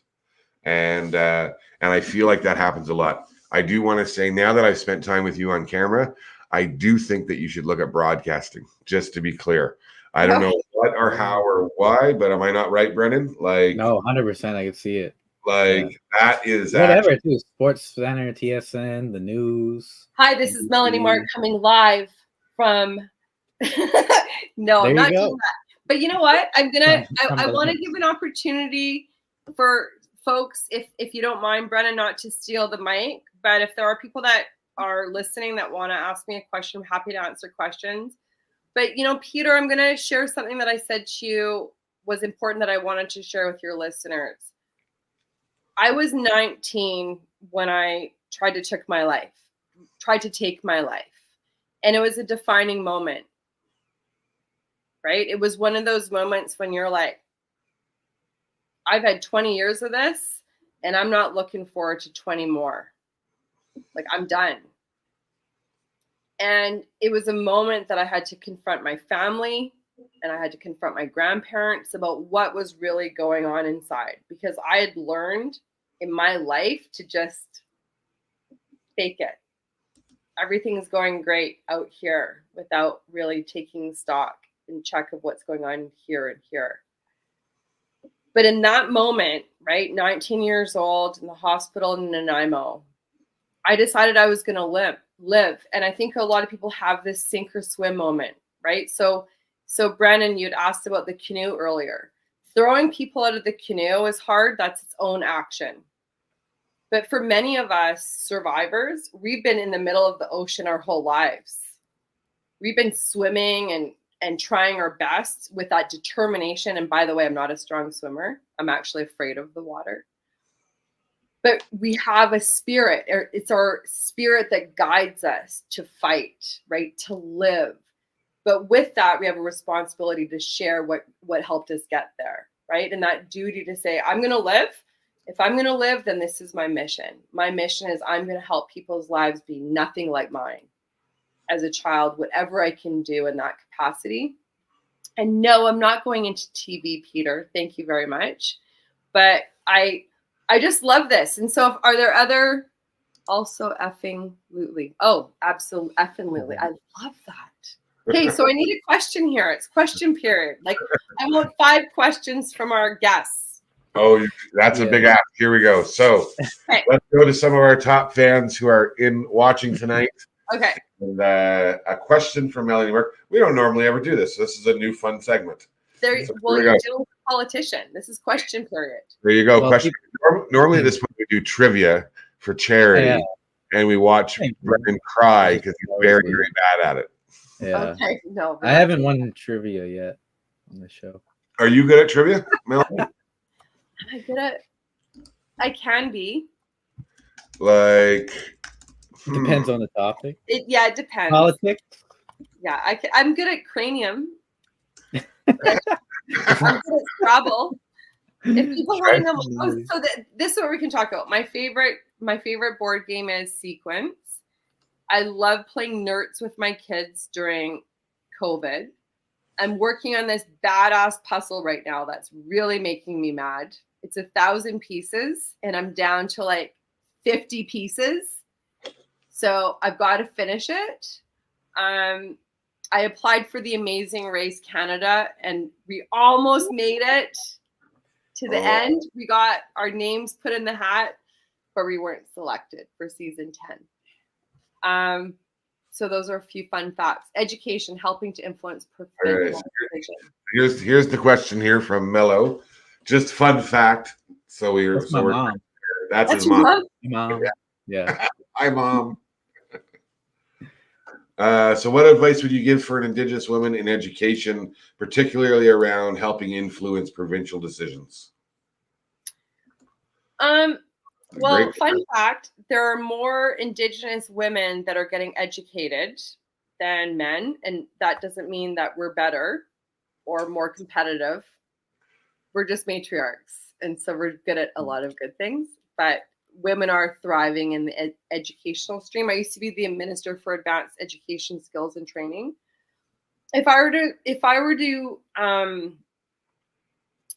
I had a chance to influence chiefs and nations, I would line up what nations need for their communities to be self-determining. In other words, if you have a small community of 200 or 2,000, you need a plumber, you need an accountant, you need an electrician, you need teachers, you need all of those pieces. I think that we need to encourage young people or people at any age to go back to school with a sense of purpose that it will feed a need in our nations. So that's one piece of advice.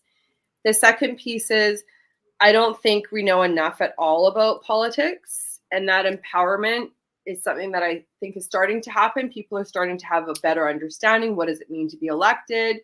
Jody Wilson-Raybould, Nahanni Fontaine, Ethel Blond and Andrew, like there are a few people we can put out there, but for the most part, the journey has been hard.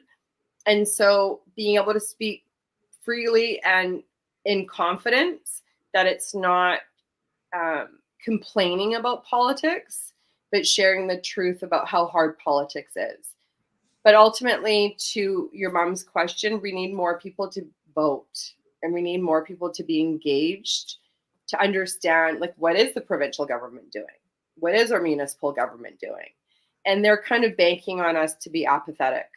So a lot I could say there about politics, but I think empowerment and encouraging people to line up our skills with what our nations need. Awesome. And Lana says, what's your best advice to single mothers or fathers who are struggling, and specifically to guide their children in the right directions? Yeah, being a single parent is super hard, and that's for women and men. I think it's all about time management, and so really falling in love with your calendar. So if you don't have one of these things, so every year, this is an ADHD thing. Every year I go and have a ceremony at Indigo to get the best yearly planner. This is a year-long commitment, okay? I have to lug this baby around. It just threw me off. I was like thinking you walking into ceremony in the sweat lodge, and then you said Indigo. Smudge all of them, see which one speaks to you. Yeah. So I'm not saying that being a single parent is easy. What I'm saying is, because time isn't on your side, you have to manage your time, and you have to lay out, where am I going to spend my time doing what? So being really organized is a good skill to have. And it goes back to saying no. It goes back to who's in your canoe, that you need to empower yourself to be around people that are trustworthy enough to look after your dog or your children, or call on if you need a favor. Because those of us that aren't good at asking don't ask very often. So have that group of people that you feel comfortable asking for help, I think is the best advice that I can give for single parents. And as the advocate, as the former politician, definitely follow through with the processes to make sure that the parent, whoever's not parenting, is paying their child support and upholding the rights of children. It takes two to tango, and those rights don't come naturally. And so unless you actually go through the process, which I have had to do for many families over the course of my life, you got to make people pay up. That is the best thing you can do for your kids. If you have more money in your pocket to send your kid to a camp or go to childcare or whatever, or get them whatever, shoes, whatever you need. My mom was a single parent. She got no child support. And so struggled. We knew what it was like to not have a car and live in poverty. So I think the accountability of getting those parents to pay up sounds cutthroat again, Brennan, but being cutthroat, is it cutthroat for good or cutthroat for bad? Awesome. I appreciate that a lot. I've seen a lot of people, I think just the nature of our community, so many people are filled with so much pride, right? I've seen a lot of people like forego the child, oh my God, why can't I think of it? Child support or child yeah, tax? child support. Yeah. Yeah. And I appreciate you bringing that up. Be unapologetic about it. If you're familiar with the rights of children, they have a right to be supported by both their parents. And when people call me and say, "Oh, I don't want to bother baby daddy, baby mama, whatever," you guys weren't complaining when you guys did the shimmy.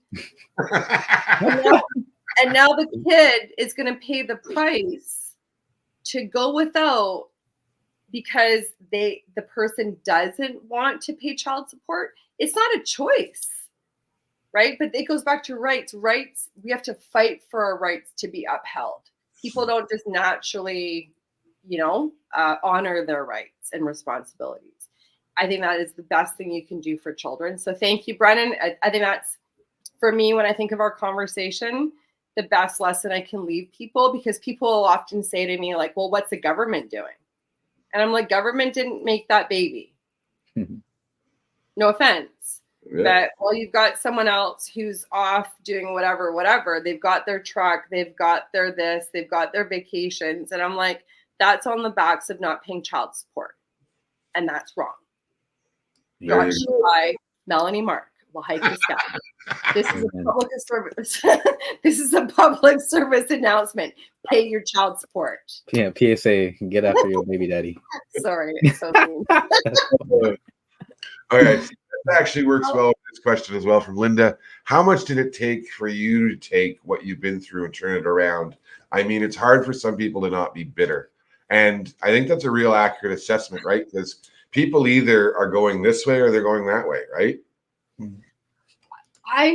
Oh my God. So I love the question, but I would also say, is telling the truth being bitter? So I'm really comfortable telling the truth, but I don't feel bitterness. And so in my life, like, I've had a lot of things happen to me. I don't want people to feel sorry for me. I don't want people to be like, oh, wow, she's such a victim. Why does she keep telling her story? I tell my story to empower people to know that you're not alone. Because the more we're not alone, the more we feel like we've got a canoe of people in our that have understanding about what it's like to be us. But bitter, did I think it was cool to pay my ex-husband $70,000? Like, no. Nice. But that's a fact, and it's the truth. But am I bitter? I just think these systems are garbage. So again, it goes back to how you equate the sentence, right? If it's the truth, it's easy to make people out to be, and I think you're getting at this. A lot of people, Peter, you know this from my last media scrum. So the media said, well, we have understanding that we've heard that you're really difficult to work with. And I was like, oh. And I'm like, other people are difficult to work with. And I said, let's be clear. I said, I have no problem being called a bitch, and pardon my language. I said, I have no problem being called a bitch. I said, just don't call me a stupid bitch. Quote unquote, right at the press room.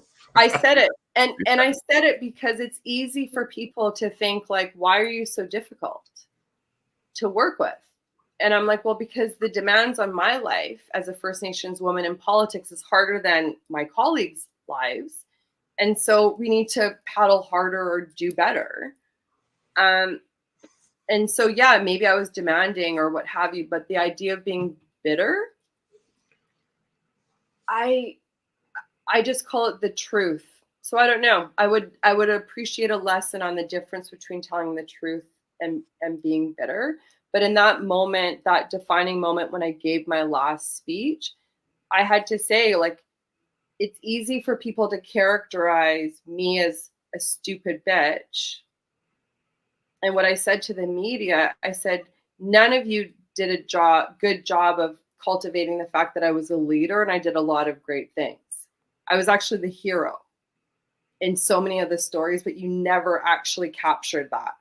So they cultivated a narrative. Does that make sense? Same with Jody Wilson-Raybould. They cultivated a narrative that somehow she was difficult, right? So was she bitter for telling the truth? I don't know. I think it's just ultimately hard when you tell the truth. It's very isolating. Most people are afraid and they're like, oh my God, I can't believe she told the truth. Run away. Shh. Keep your eyes closed. And so it makes it isolating for people that are truth tellers. I think too, and I think she was asking mostly also around that concept of the folks who can't turn their life around, make those shifts that you've made, that folks like lots of us have made, right? And they either stay, because you either shift your life. If your life is challenging, you either shift it, or you, as she says, staying bitter about life, right? So I don't think she's suggesting you or anyone else is bitter, just that those folks who can't create a change for themselves, that's called arrested development. So arrested development is some people make a choice to just stay where they are. And that goes back to Brennan, like the canoe. Sometimes you have to confront people and say, dude, I heard this story. I heard this story. I've spent time listening to you, supporting you, right? My siblings and some of the shit that they do to my mom. I'm like, stop making my mom pay for things, for debts of her past. She's been sober for 18 years.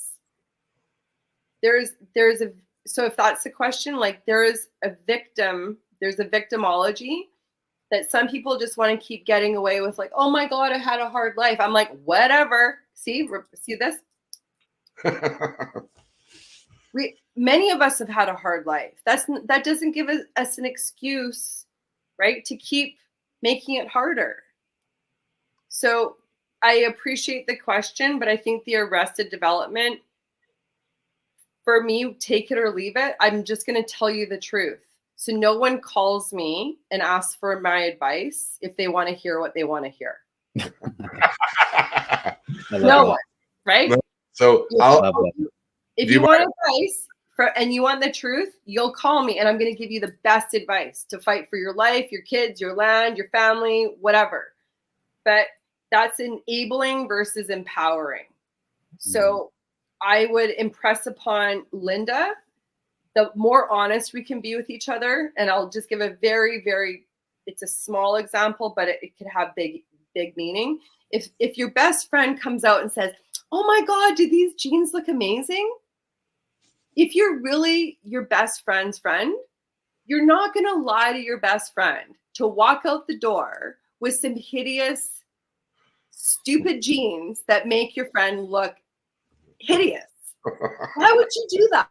It's unconscionable. I cannot lie to my friend and be like, oh my God, you're so right. They look awesome.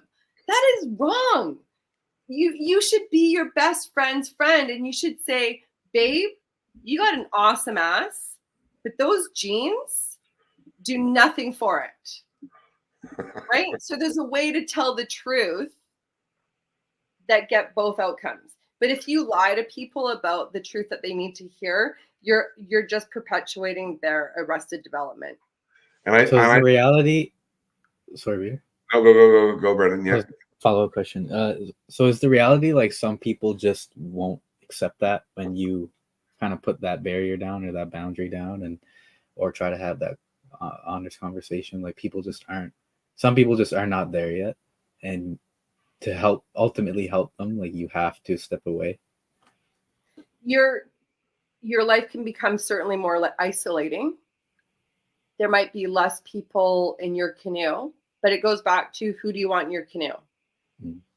Right? Do you want people that are going to be honest? I mean, I'm going to give a really harsh example to Linda.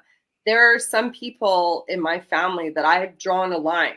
I'm not going to be around these family members for very good reasons. If you want me to cross that line, you're asking me to compromise my values. If you're telling me to say yes for what you want to hear because what you want to do with our big family, that's your choice. But my self-determination is saying I'm not doing that. So the more we can be around people to harness truth, right? Or enable. I don't want to, enabling for me, I think of addictions.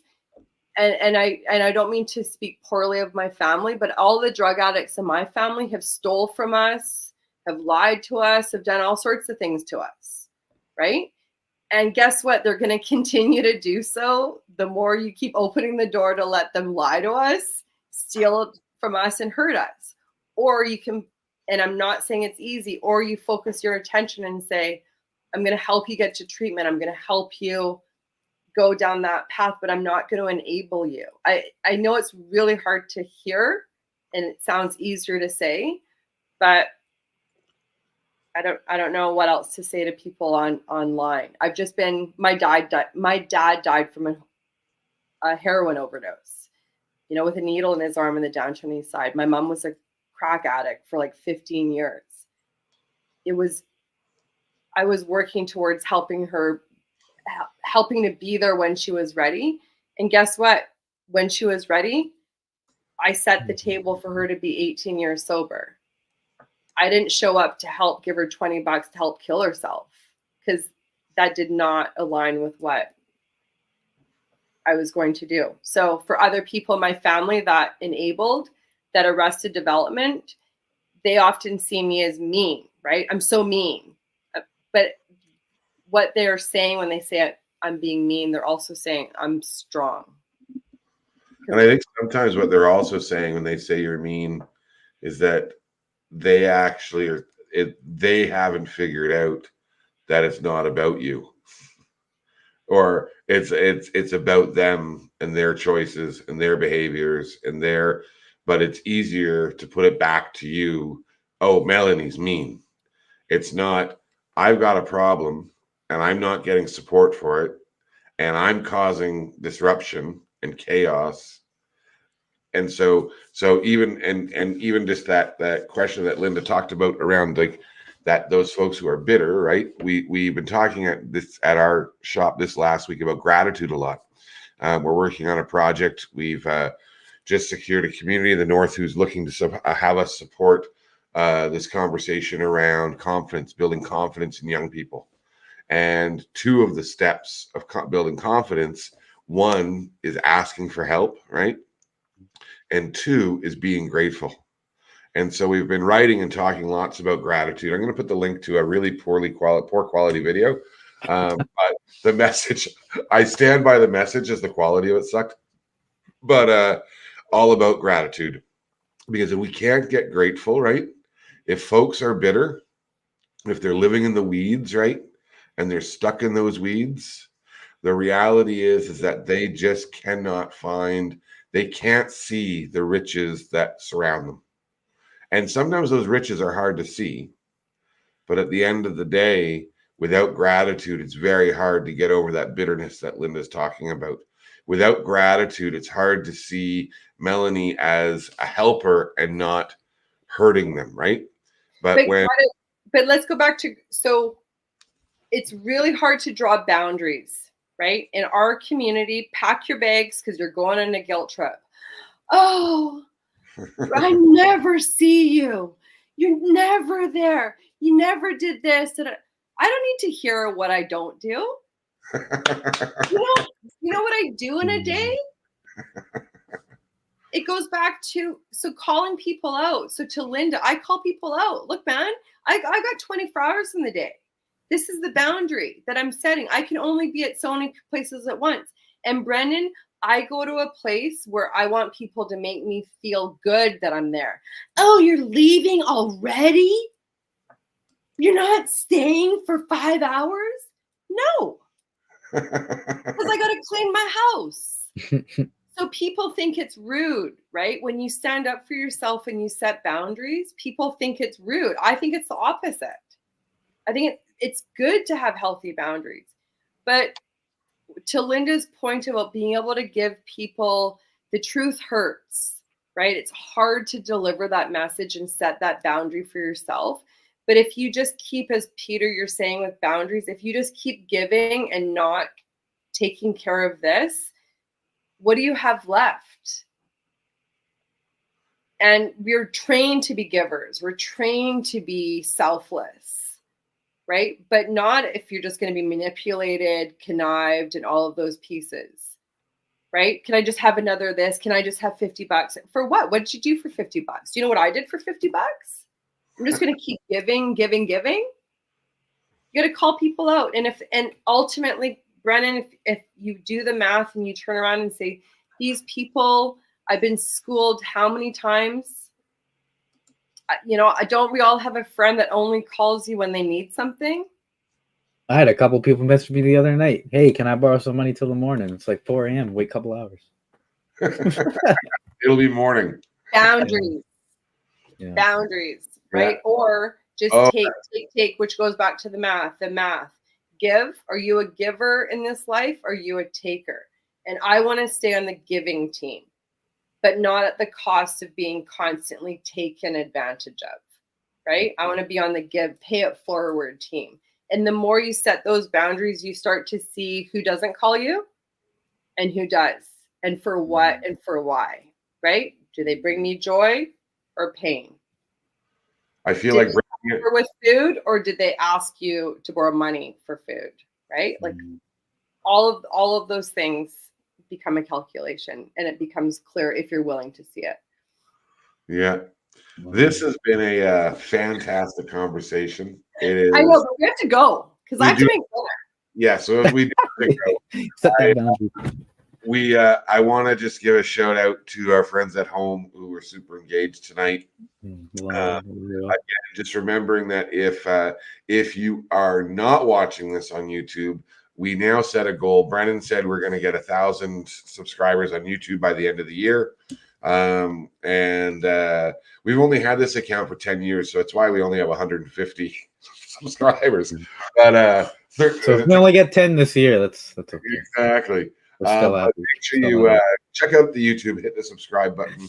If you like this video, make sure you click like and share on Facebook or YouTube so that other people can come walk with us. We generally close by with some final thoughts. Here's Lana's final thought. Telling the truth is tough love. Thank God an amazing person in my life used tough love with me, or I may not be here now. Tough love certainly helps. So does, and it's a balancing act, right? This is my final words. Grandma Kate teaches us all about truth telling and truth, and truthfully, honestly, a lot of people hire us because we're truth tellers. And what we've been able to really practice is being able to speak truthfully in a loving way. Even when that truth is difficult in our clients or whoever it's difficult to hear. When we speak truth, we can speak it in this loving, good way. It's how we've certainly been taught on how we can walk in this world. The thing about life is that we just have this one. There's no take backs like once we leave, but there's take backs today. So if we're behaving badly today, we actually get to shift and create a change in our path. And I'm so grateful for that. I am so grateful. And I'm grateful that, Melanie, you joined us tonight. You all matter, Lana says, sending love and hugs to everyone. A perfect way to spend a Sunday. What we're going to do, Brennan, maybe if you want to share any closing thoughts, and then we'll let Melanie close it out after that. So what are your thinkings this evening, my friend? Oh, sorry. The only thing I'll say, just Melanie, so you know, Brennan and I, how did we originally meet, Brennan? Oh, we met doing a this is actually really cool, and kind of just goes in with the paddling stuff. So we met on a project called Msitnogama, which was this project that that Three Things was responsible for facilitating and designing and executing, and this was what 2017, yeah. So anyways, they had this program. They brought 45 indigenous youth onto this tall ship, this big like pirate ship looking thing, and we sailed across the North Atlantic as part of the rendezvous, the regatta, and so we participated in that race. We like lived on a tall ship for a month and worked on it and stuff, and that project was sparked by a couple of people, but it had a lot of inspiration from a group of Mi'kmaq paddlers who paddled canoes back in 1967 from Nova Scotia up to Montreal for the Expo 67, for that big expose, world expose, whatever. And they never really got to share their stories, but and my grandfather was one of them. He's passed away back in October 2021, and so that's how we met. I was a participant on that program, and I met Peter through that, and then they came back to Nova Scotia, did a little speaking tour. I was lucky enough to be one of the youth, and we've been connected, just stayed in touch ever since. And but yeah, like I forgot to bring that up, but yeah, like that little tiny connection just means so much to me. I really appreciate it. Yeah. I think that's an amazing example of how powerful medicine is in our lives. You know, you could be doing something for, as I shared, like the canoe journey I went on for 10 days was like life-changing for me. And so I think that's what I would close with, right? Like if we open our eyes to the medicine, those gifts are there, those hints are there, the guides are there, the creator's there, the spirit's there. I think in some of the messages that I've kind of heard, I think the hardest part, even up until now, is that little voice in my head that doubts. And then I have the other like warrior princess who comes back and like knocks that other Smurf off the shoulder. And she's like, you're not alone. You got this. And I think the more we can encourage ourselves to believe that in the moments, even when we don't believe it, that you're not alone, your life has purpose, and to take risks, to take those risks, I think is also something that I think is really good medicine that I'm glad I followed, because most people, if I listen to that other like bad Smurf, made me feel crazy. Why are you doing that? The haters thinking like I'm such a loser for dreaming big or thinking big or trying things. And you just got to park those people over there and just keep listening to that voice. So, when you get off this call, I want you guys to go into your bathroom, because we all have to go to the bathroom, look in the mirror, and you're like, I got this. I am worth something, right? Who's in my canoe? Get a list and start thinking about how you might have to add to your canoe, or slowly or quickly throw people out of it if they're holding you back. Awesome sauce. Well, that is absolutely brilliant. It's been a wonderful evening.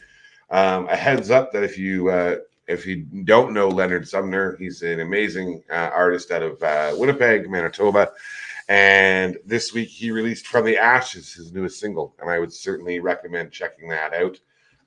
He's an Anishinaabe artist, and he is brilliant. So that'd be my recommendation of the week. And Melanie Mark, I don't think it's a secret that we're wanting to find ways to collaborate and change the world and maybe kick a few asses along the way. And so we are very certain that our friends here tonight, you will see Melanie again sometime sooner than later.